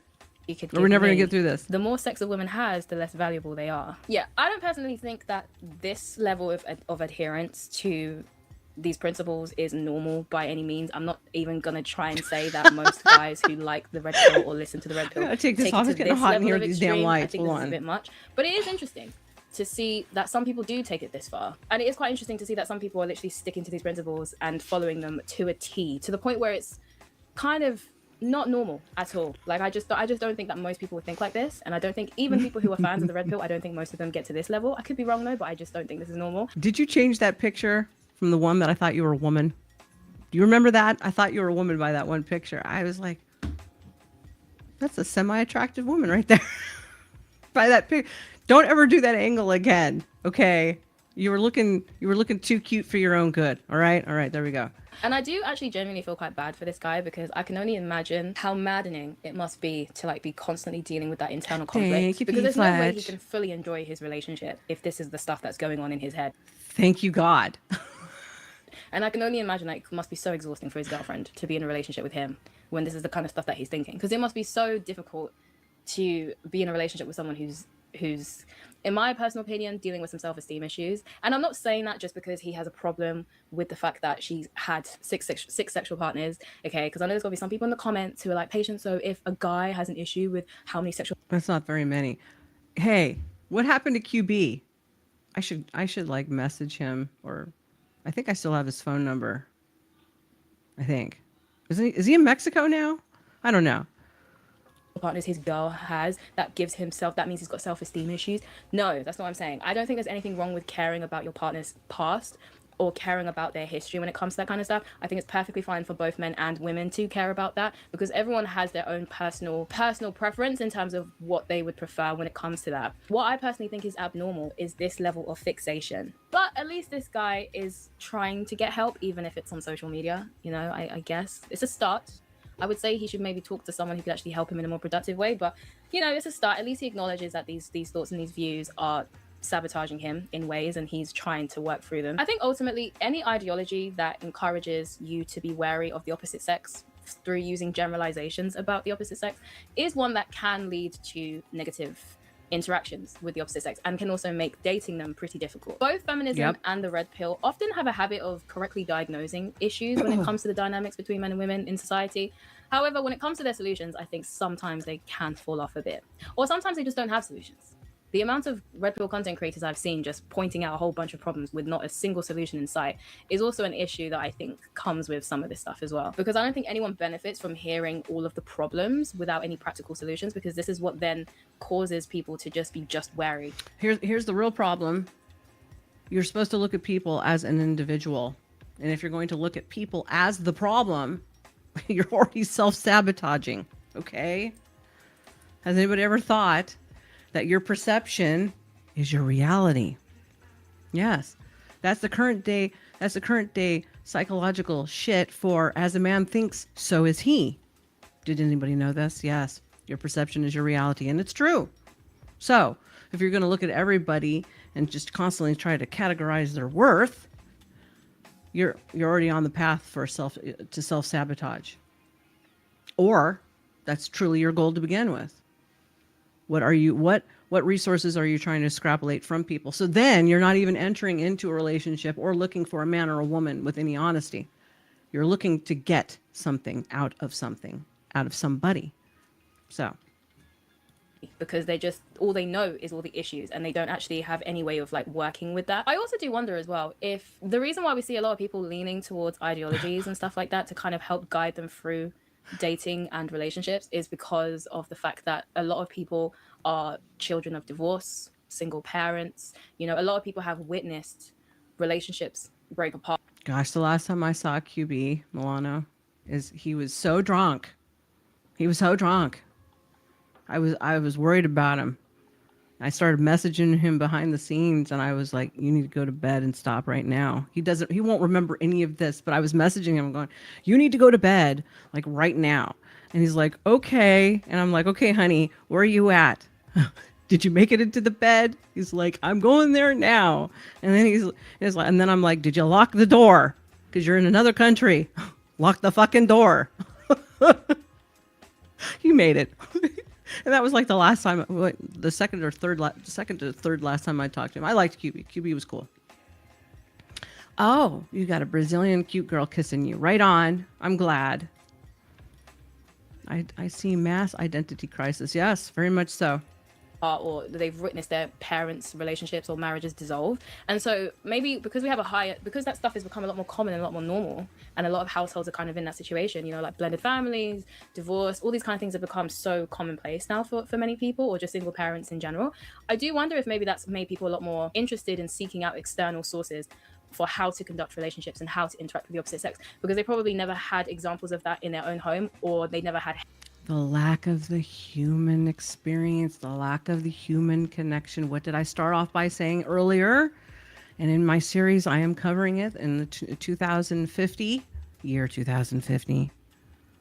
We're creating a bunch of asexual, subhuman, soulless bots for human beings because they don't have any point of reference past being on a computer, past being on their phone, past, playing games. They're not dating. They're not outside even playing. Everybody has a reader's body or they're fat. But wait a minute, they want to take away meat and sugar and most carbohydrates. So you're going to be eating, cockroaches and grass clippings for the rest of your life, which shit, if you're allergic to shellfish, you're fucked, by the way, because all those types of bugs, including crickets, fall under the shellfish category, which is why they stink like fish. If you own lizards, you know what I'm talking about. So that's the goal. Now, how do we stop it? I don't know. We're going to be talking about stuff like that. Healthy examples of that. Or they're Stay kind tuned. of scared of replicating what they saw in front of them. And so they want to try and find a way to kind of cheat the system or ways to avoid having those outcomes, and so they seek out these things in order to try and have a completely different experience with dating and their love lives. Because often these influencers, the appeal of them is that they are selling people the answers, right? They're selling people the cheat code on how to navigate this thing without being hurt. And I think a lot of people are afraid of just that, right? They're afraid of being hurt. They want to do things properly, they want to do things strategically and carefully because they want to maximize their success. Or maybe I'm just overanalyzing it, who knows? Let me know what you think in the comments about these stories. I'd love to know what you think about That's a good video. why people are so I'm gonna give her a drawn like. to Good these girl. things I like this girl. She's smart and she's insightful. Now, this one's interesting. This one is also in the UK. Now, I can find more stuff here, but these were some of the better ones that I found. Okay, so that's why I picked them. And these are some of the more recent ones. This one came out in April of 2026 this year. So this one was a little more, up to date on some shit. Here we go. Has the manosphere ruined dating? Global dating crisis, episode 1. Are you dating at the moment, or are you in a relationship? Can you hear it? Either. Just sort of. How come? Just don't want to have it bothered. A lot of people don't want relationships nowadays. All my girlfriends, we're all pretty much all single, but it's just our choice. I'm not doing it anymore. But that's quite Isn't that a bit sad? Yeah, but we're happy with ourselves and we're happy being single. If you speak to single people, it can sound like the dating scene today is worse than it's ever been. Dating is draining. I just can't keep doing it. We're just gonna lay it out straight. We're in a dating crisis. Dating is fucking shit. Dating scene for men has never been harder because... Am I kind of a broad? She's blunt. Dating is effing shite. Or shite. Sometimes they say shite. If you try and approach a girl at a bar, she's gonna think you're a weirdo straight away. So yeah, fuck dating, man. It's just one of the hardest things now. 78% of people who use dating apps say they're either mentally, physically, or emotionally exhausted by them. At what point do you just accept being single forever? I don't know. Stop using dating apps. You know what else is annoying? People who think they can find love all over the world and it's going to work out. It doesn't. Most of the time, it does not. So, you know, what happened to finding someone a little closer to home? You know, people used to get married meeting in bars and at the workplace. The workplace was like number one for socializing and dating and people getting married. And then it was like bars and stuff. And then, you know, we're only talking about the 70s and the 80s even. So, you know, we're not that far flipping removed. Well, and I'm starting to look around and go that you can't even be semi-attractive with just a little bit of cleavage showing.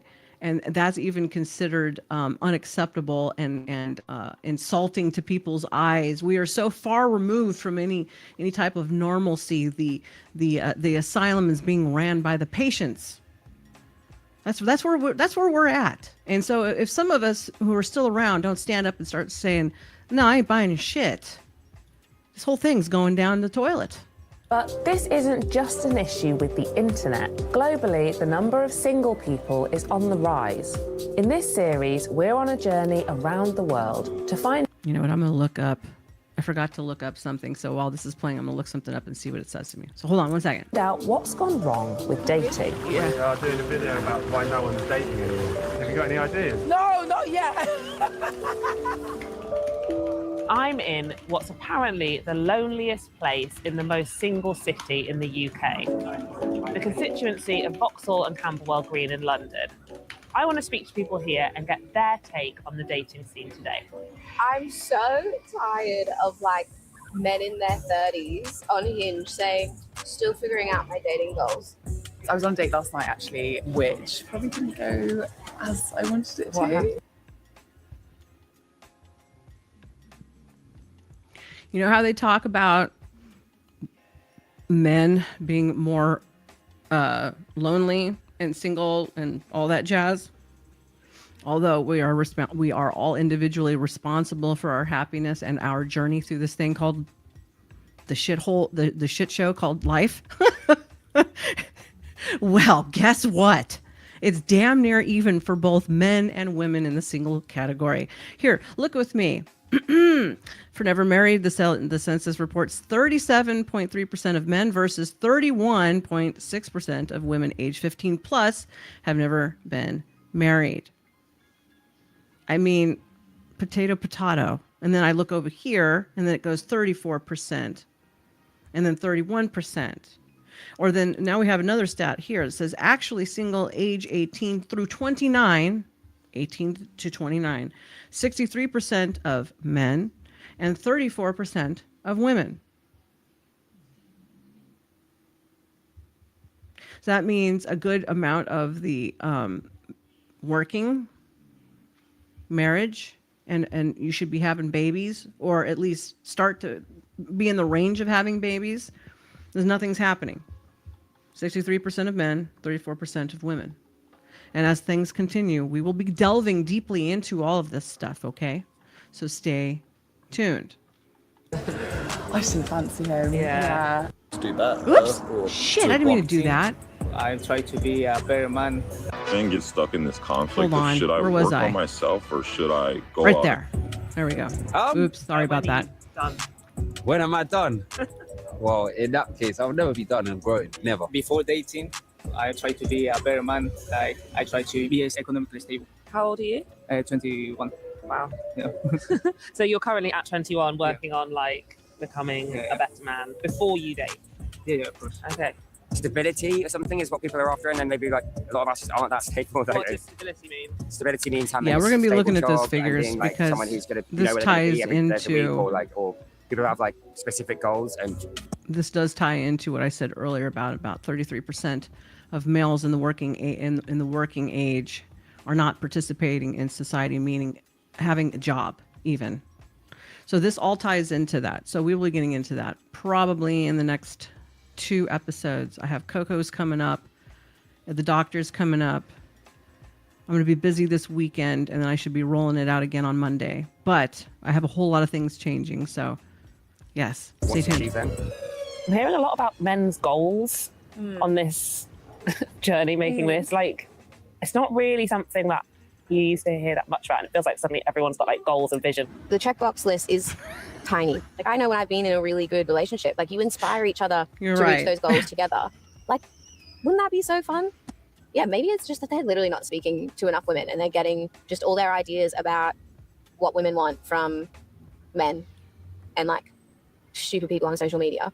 Then get stuck in this conflict of should I work on myself or should I go out and date? And this is actually a very, very real issue that's going on in the male community.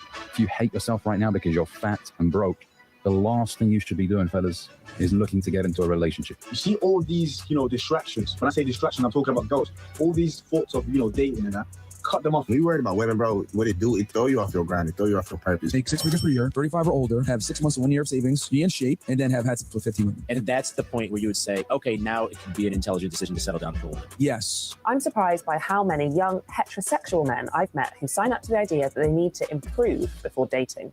To get a broader view on why men and women seem to be moving apart, I'm speaking to Sarah Hill, an evolutionary psychologist. We've heard the headlines that young people are dating less, they're having less sex, they're not forming relationships in the same way. What would be some of the main reasons you would see for this shift? Women are outpacing men in achievement. So women are graduating from high school at greater rates, they're graduating from college at greater rates, they're going to college at greater rates, they're entering the job force in greater numbers. And this poses a challenge because many women tend to be hypergamous, meaning that they want to mate upward. So they want to be involved in long-term relationships with people who have at least as much education and at least as much earning capacity as they have themselves. What this does is it creates this very small pool of men that are potentially sort of appropriate mates for a woman who wants to mate with somebody who's at least at her same level. And so there's a shortage of these men. And so a lot of women, especially...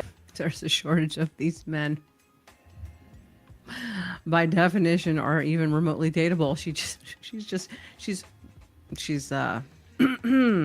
She's indirectly basically saying that, there's a lot of guys who don't got their shit together. Do not sit there and wait until your whole fucking life until everything is perfect, because if you wait that long, it's never going to happen. Seriously. Things come along when things come along. Opportunities come when they come. Sometimes they don't ever circle back. You don't want to miss opportunities, do you? Oh, but I've got to make sure everything is here. You know how often I thought that way? I used to think that way all the time. And I was running a company with 5 employees, and you're like, oh, 5 employees aren't much. Well, I kept it that way on purpose. Okay, and then everybody else was an independent contractor, right? Because I don't like taxes, and I don't like payroll, and I don't like the fucking government, okay? So that's why. But look, I kept always thinking, after I do this, and this, everything will be perfect, and then it will be ready to go. And my dad stopped me one time, because I never said it quite that way, and he was like, girl, are you trying to tell me that you're constantly waiting for the finish line for something? I was like, why? He's like, because you have to stop and smell the roses. Life is about the journey. It isn't about the finish line. And there's no guarantee on any of those finish lines. Shit doesn't always work out the way you think it's going to. Most of the time it doesn't. That's life. So that's the whole problem with all of these mindsets.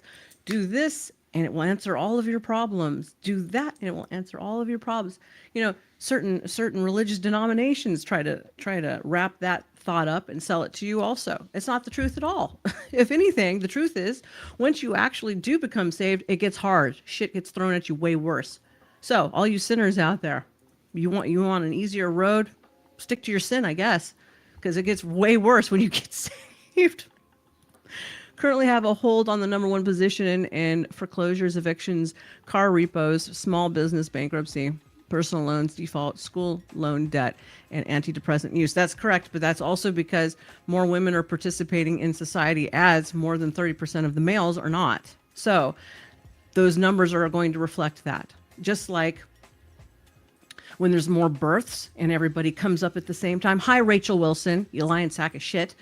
When all the births come up at the same time and all these people of marrying ages come up at the same time and start producing children at the same time, hi, baby boomers. The divorce rate automatically starts doubling due to the population expansion, which the other issue is this, for all the crucible cucks out there. The truth is that the population in America has more than tripled since the early 1900s when divorce started even happening, before it was legal in every state. So by comparison, the divorce rate's automatically going to go up because the population more than doubled. Ooh, but we don't ever want to go there, do we? Accomplished women feel very frustrated. Blow your shit out of the water on that one. What happens is this very small pool of accomplished men. A lot of these men are choosing to just date casually for a really... Yes, I have a short with her when I was on a panel one time, and I didn't know who the hell she was. And she was peddling that nonsense. Long time, because they don't have any constraints on their fertility. Some of the sentiment that we've heard from young guys, it was this, I don't think you have this phrase in America, but the phrase is like, I can't be asked. I'm just out of it. I can't be bothered. I don't have any motivation. And I just found that really sad, basically. I don't like to be one of those people who blames everything on our smartphones. When you get rewards without effort, it's just like dopamine hits without any effort. Dating is effortful. I mean, it's hard.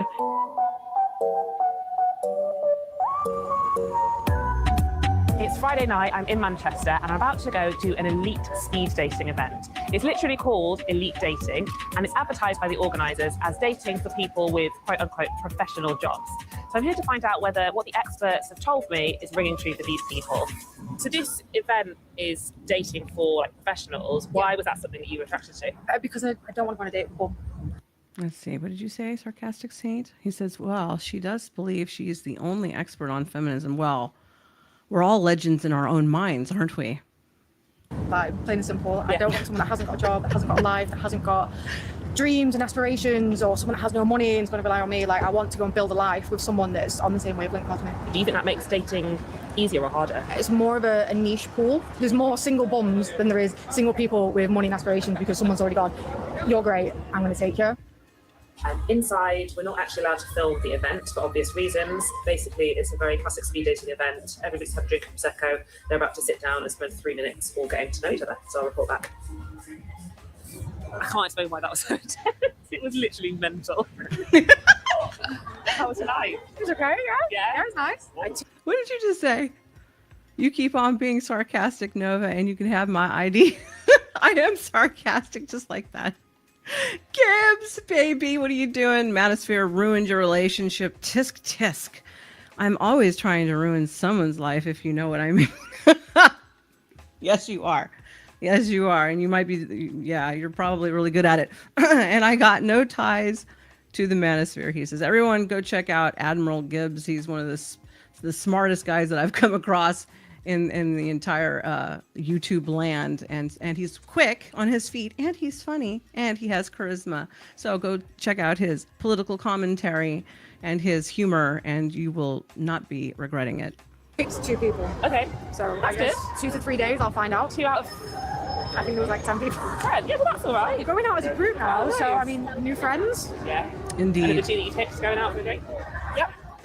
Bye. Have a good night. He says, a wise man, Admiral Gibbs says, sometimes he calls himself Papa Gibbs. A wise man knows that he knows nothing, boys.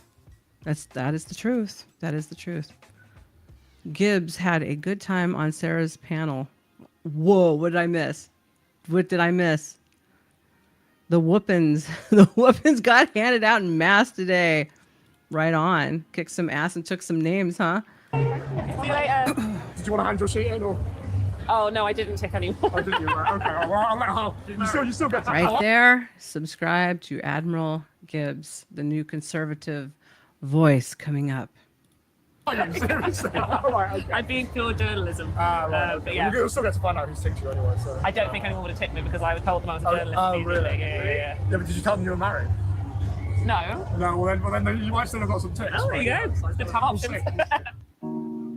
Oh my God, my phone is going off like crazy. You know, I was in Discord on my phone like a little bit ago, and I was like moving in and out trying to like post that I was going to go live, and I accidentally unsubscribed from like 2 people's flipping Discords.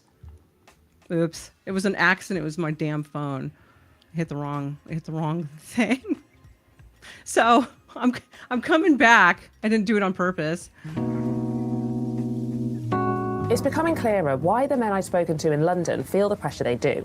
But I wanted to understand why it seems to be stopping so many of them dating at all. I'm not too fussed me about relationships. I'm not too bothered. Isn't that a bit sad? People like this aren't dating and aren't like... I'm quite happy. I just think like drinking alcohol is like going out with friends, and then that's when you sort of like you've had a drink, you go, oh, I'm gonna go speak to that girl or whatever like that. Yeah. It just doesn't happen anymore. I think Why? people are too focused on like the career and making sure that they look correct at all times, and I think people are just in constant fear, I suppose. What's planted the idea that that's what you should be doing in your early 20s? I honestly think it's the rise of like all these men that do these like podcasts and all that sort of thing, and then they're telling other men this is what girls want. They want a provider, they want this and they want that. But as far as I'm concerned, I've never seen any girls podcasts which have like said that. It's all just men telling men what they should be or what kind of man they're supposed to be. Amazing. Thank you so much. You're welcome. You were so good. To sell you the unattainable dream. That's why. Yes. But Mama Bear here is hitting back with other figures because they're lying to you. What are you talking about in there? They did real bad. Oh my God, I'm gonna have to watch it now. Darth not knowing what sources are is hilarious. Really? I mean, I'm not a master debater or whatever you call it, but even I know what a fucking resource is. Oops, did I just click that off? Son of a bitch. I think people are just in constant fear, I suppose. What's planted the idea that that's what you should be doing in your early 20s? I honestly think it's the rise of like all these men that do these like podcasts and all that sort of thing, and then they're telling other men this is what girls want. They want a provider, they want this and they want that. But as far as I'm concerned, I've never seen any girls podcasts which have like said that. It's all just men telling men what they should be or what kind of man they're supposed to be. Amazing. Thank you so much. I can't tell where I'm at now. Cracked it. We'll start right there. Content. So I'm heading to Milton Keynes to meet Ali Ben Houiz, a male self-improvement TikToker. If you want people to buy into you, you must buy into you. People ask me all the time, Ali, don't you think the self-improvement niche is saturated? And I'm like, I don't care if it's saturated because there isn't another motherfucker like me out there. Hello. I'm Leia. That's literally what you wear all the time. This is me all the time, yeah. My friends always tell me, Ali, just dress down, please, for what? I love your place. Oh, thank you. It's uniquely me, I would say. I want it to feel like a gentleman's lounge, like a cigar lounge. Yeah. That's the kind of look I'm going for. There's I guess, quite a funny video. You say if all he needs is a set of horns and a pitchfork, and he could play, you know, the devil 24/7, like Halloween was always going on. This guy already doesn't look trustworthy to me, but what do I know? If you're fat and you're broke, you know, the last thing you should be doing is looking for a relationship. Do you think there are times when it's a distraction to be kind of dating? If you're not where you want to be, you're often doing yourself you're doing the other person a disservice. Traditionally, men are obviously supposed to arrange the date and take the lady out. I am quite old school in that approach. I still maintain that approach, and I preach it on my social media platforms. It makes you feel better about yourself. Admiral Gibbs, talk to P. Fletch about God. I don't know what to say. I don't know what to say. As a man, when you can do that. And I think every guy knows that that's the right thing to do deep down, especially I think every guy knows that. Yeah, well, I mean, to be fair, that nowadays there's people saying that, no, I will never pay for the entire day. I'll go 50-50. And I just think you're going into that with a scarcity mindset. One of the things about this space is it's men talking to men generally. It almost feels like it can be a bit of an echo chamber with men telling men what men should do to meet women. But like, where are the women in the conversation? Do you know what I mean? Yeah, I think a lot of guys look at women as the end result. If we do all this stuff, we'll get the woman. That's why so many guys are so obsessed with building this life before inviting a woman into it. Yeah, but like it's not going to work out if you've been doing all that without chatting to any women, because you're not going to be very good at it. Well, exactly. You know, you're going to be rusty. You know, and I think as you're improving yourself, it's okay to go on dates. You don't have to get to a level first and then start meeting women. You can meet women as you're improving yourself. So I said exactly. that the fat and broke I said that earlier. If you're somebody who's what are you going waiting to the gym for? And right now you're overweight, but you're improving and you're feeling better about yourself, it's okay to start dating at that point. because you're engaging in the actions. Why is it all? I'm literally talking about just talking to women. I'm not even talking about dating. I'm just talking about like having friends who are women and just having a group of friends where there are females in it. Like that's really useful, right? Yeah, I think obviously everybody has their own preference when it comes to what kind of friends they want to have. Do you have female I agree friends? with you, Uncle Ben. Yeah, I mean, I have female colleagues that I've worked with. Me personally, I don't have many female friends, but I can understand why somebody Good may point, bare minimum. want to have female friends. So Right. everybody has their own preference. When you're talking about women and what it is that women want, where are you getting that information from? Yeah, so as I said earlier, really from my personal interactions with women. Now, what I talk about isn't necessarily developing friendships with women and socializing with women. It's more so how to carry yourself in a romantic interaction with women. A lot of the things that I speak to guys about, I've done myself. A lot of mistakes that I've made. And also from conversations I have with many of my male friends. I always ask questions, so what's got you to this point? Especially when I see an old couple. I always, like to speak to them because, that they always have something lovely to say. But you know what they'll Good say? night. They'll say, we met through Come our back friends. soon. Because back then people just had groups of friends and they mixed. It wasn't kind of men all together and then going off and dating. It was a more organic thing to just know people of the opposite sex. Do you have a partner? At the moment, no. At the moment, I'm a single man. But it's something that I do aspire to have in the near future as well.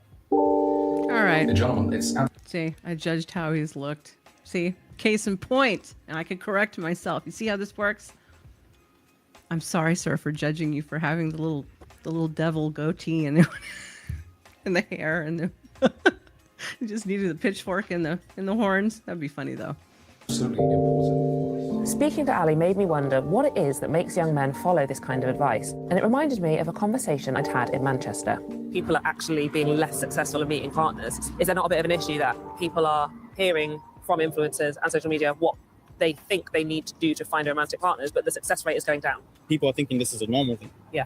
Like, people always ask themselves the questions of why isn't it working? If you keep going to the same grocery store and you keep getting moldy vegetables, why would you keep going back for the same thing? Yeah. Well, why do people keep going back to these people giving this advice? That's the definition of insanity. You do the same thing that you know that's not working, but you continue doing it, looking to think it's going to get you a different result. That's the definition of insanity, because it doesn't. Oof, that's a tough question to ask. Hold on, I'd say I it's missed 'cause something. they don't take the initiative to find an alternative. Maybe it's because they don't believe there is an alternative. When I met my partner, I was doing quite a lot. Because hatred sells, just like sex. In the marketing world, in the psyopathy, CIA operative things, hate sells. Blame shifting sells. It attracts. Come here, come here, come here. That's the truth. Better than I am now. I was working for a big bicycle manufacturer in France, so earning quite a bit more money. And it is very different.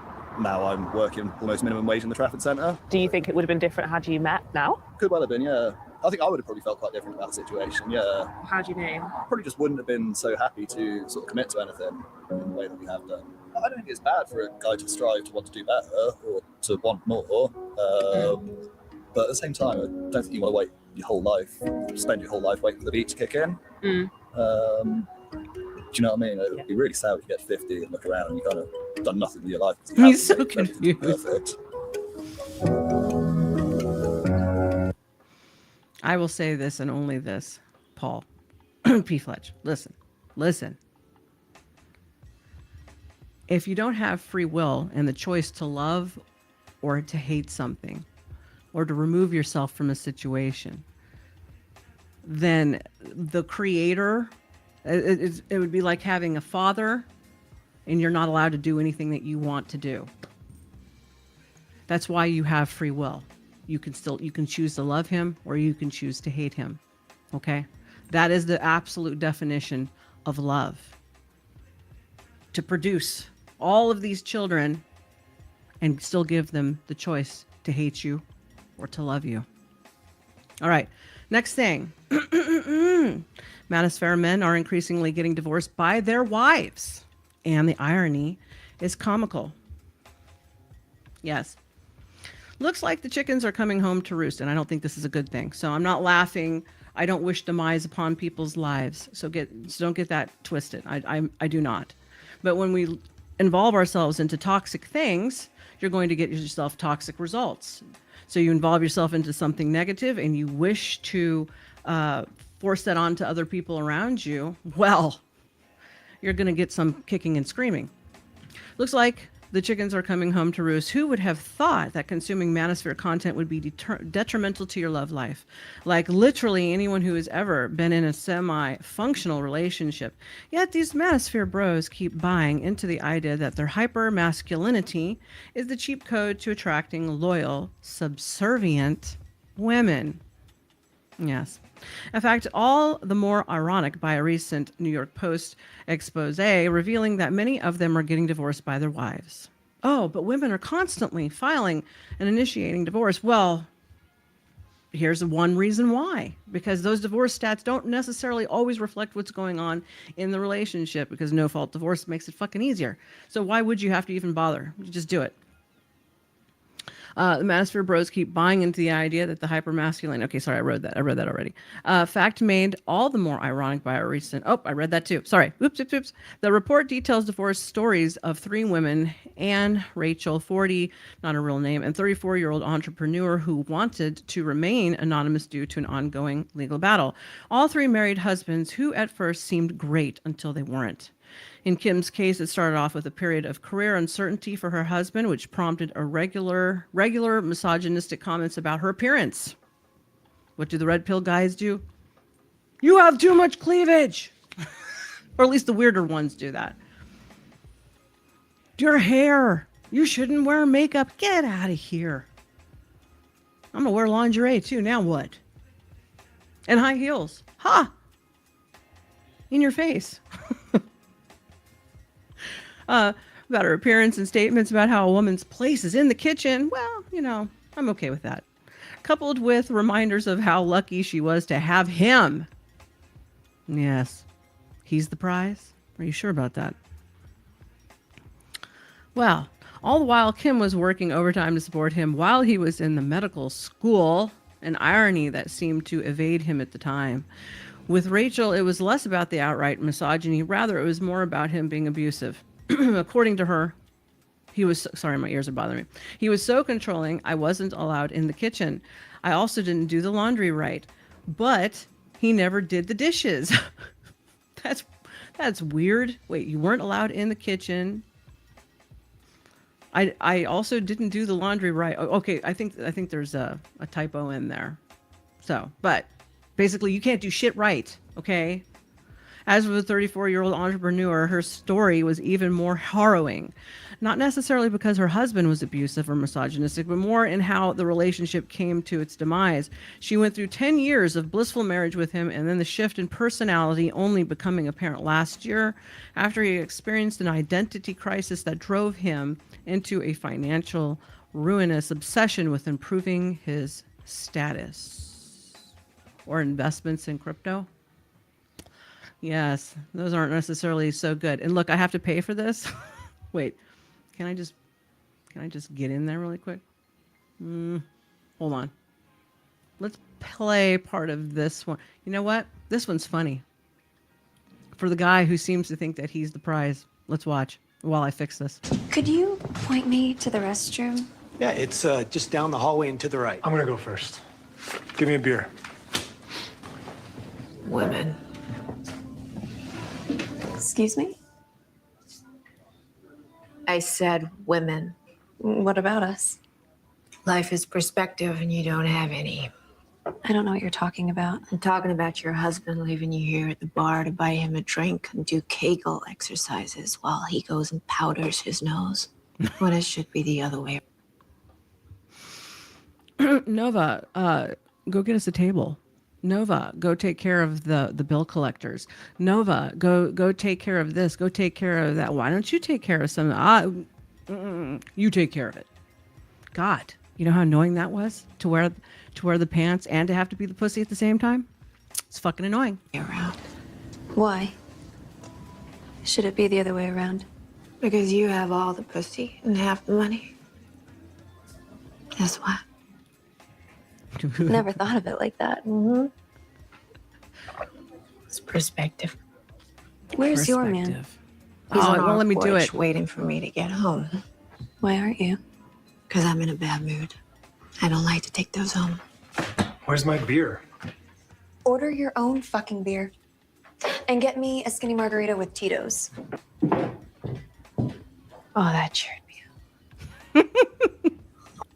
You know, what happened to the gentleman opening the door, the gentleman ordering the drink, the gentleman ordering the meal sometimes, you mean not necessarily all the time. Whatever happened to that? Oh, me and Coco, we're going to talk about how romance is dead, which is actually social etiquette. Is really what you're talking about. Current, everyday, today's social etiquette. So here's the rest of it. Here, let me push the tag back in there. All right. It wanted me to buy the subscription, and then somehow I went back enough, and then it let me back in. So they bought into the manospheric lie. None of these men came to be like this by accident. Every single one of them fell for the manospheric, highly coordinated, ideological, occult, tribalistic, let's just add that in there too, occult campaign led by the likes of Andrew Tate, Myron Gay Gaines, Sneeko, and co. One designed to convince insecure men that they are the true victims of modern society and that the only way to remedy that is for them to reclaim patriarchal dominance iron fist. It is why Kim's husbands demand she conform to the rigid feminine ideas, why Rachel's husband resorted to coercive control, and why the 34-year-old entrepreneur's husband started to view the relationship as a status symbol that must show a return on investment. ROI, in short. That would be the acronym for that. Okay. Each dynamic is nothing more than a power play driven by the need to be in control. The only problem with this kind of mindset is that you cannot sustain a functional relationship, at least with a woman who have a good head on their shoulders. Yeah, well, you can find a doormat. They are out there. Eventually, they will tire of the main mistreatment the same way these men would tire if someone they loved treated them as inferior. Hence, the uptick in the manosphere induced divorces, particularly over the last 18 months. Not very long ago was that. Do as I say, but not as I do. Oh, they call that, what? You're a hypocrite. What's so perverse about this is that the same manosphere influencers who promote the alpha male, submissive woman dynamic don't even practice what they preach. It's all a sham to siphon money from gullible men who feel they are not enough. But you are enough. And if you're not enough, you can fix some of that shit. Okay? In fact, many of them are not even partnered. And if they happen to be in relationships, it seldom lasts. Yeah, or they usually pay for it. It's so bad that I cannot even keep track of all the exposés that I have written about manosphere influencers behaving one way in public while being the opposite in private. Oh my God, are they being simps in private? Oh my God, but you can't compliment a woman and you can't be nice and kind to a woman. Or you're a simp. Hey, baby, now that I'm not on camera, come here. Let me give you a kiss. Jerks. Yet they are still seen as people who are worth listening to. Either way, the sooner all these types of men get dumped or divorced, the better. I don't see any reason for women to subject themselves to such buffoonery. Life is hard enough, and to have it made harder because your partner is misogynistic is not worth the price of admission. But like Jake and all the rest of them, they would say it's good to be misogynistic. You mean it's good to be controlling and abusive because that's what you're talking about. Perhaps hitting rock bottom after losing a good relationship is the exact shock they need to realize the online advice they have been receiving has ruined their life. If they are smart, they will use that as a catalyst to do better next time. It's on the rise, and pretty soon the studies you're going to see a rise and probably the stats on domestic abuse with people who are also involved in manospheric shit. You watch, it's coming. You know, you never know what you have until it's gone. You know, this is getting too long, and I'm gonna end it after I say this, and then we will continue on this into part 2 on this subject. But the truth is, you don't know what you got until it's gone. That is the sad reality for most of us, women included. Sometimes we don't. But it's always best to check yourself and make sure that it isn't you who is being the self-sabotager. And if you find yourself following occult activities and tribalistic communities, be it feminism or manospheric, which is the same thing between the two sexes. It's the same shit, just a different packaged. Then you might want to reach out and touch grass and talk to somebody else who isn't involved in that, who can offer a different perspective, because it's good to be around people who don't think the way that you do. It keeps the checks and the balances always in play. It's like when the Catholics are too powerful. Then we have some bad shit happening. So out births the Protestants. And so we keep each other in checks and balances, okay? That's just how it fucking works. There's nothing wrong with it. It's good to have a different point of view, because sometimes you can evaluate yourself and think to yourself, my God, maybe what I'm thinking, exposing myself to, because I'm not guarding and protecting my mind, isn't the best thing for me. Without doing so, you can't compare yourself to what is going on. All right. I love you all. Thank you for joining me. Sarcastic Saint, Uncle Guns, Spittle, P. Fletch, Gibbs, and everybody else. Where the hell's Toasty? Okay. I love you all, and I wish you a great going on into the weekend. Remember to join NovaStar Live, formerly School of Thought, but we will still be touching bases with School of Thought. I'm also coming up with a panel of broads. It's going to be a good time. We're going to have fun. Kinetic Kel is going to be showing up. RLM's Tutty and a few others. We are going to giggle and have fun. You know why? Because some of this other shit that's going on is a bummer. And girls just want to have fun. So stay tuned. We're going to talk about sex and some other shit. It'll be entertaining. It'll be a crack up. You're going to love it. You're going to love it, okay? I can't do the Trump impersonation. Where's Toasty? All right. I love you all. Good night. Bye.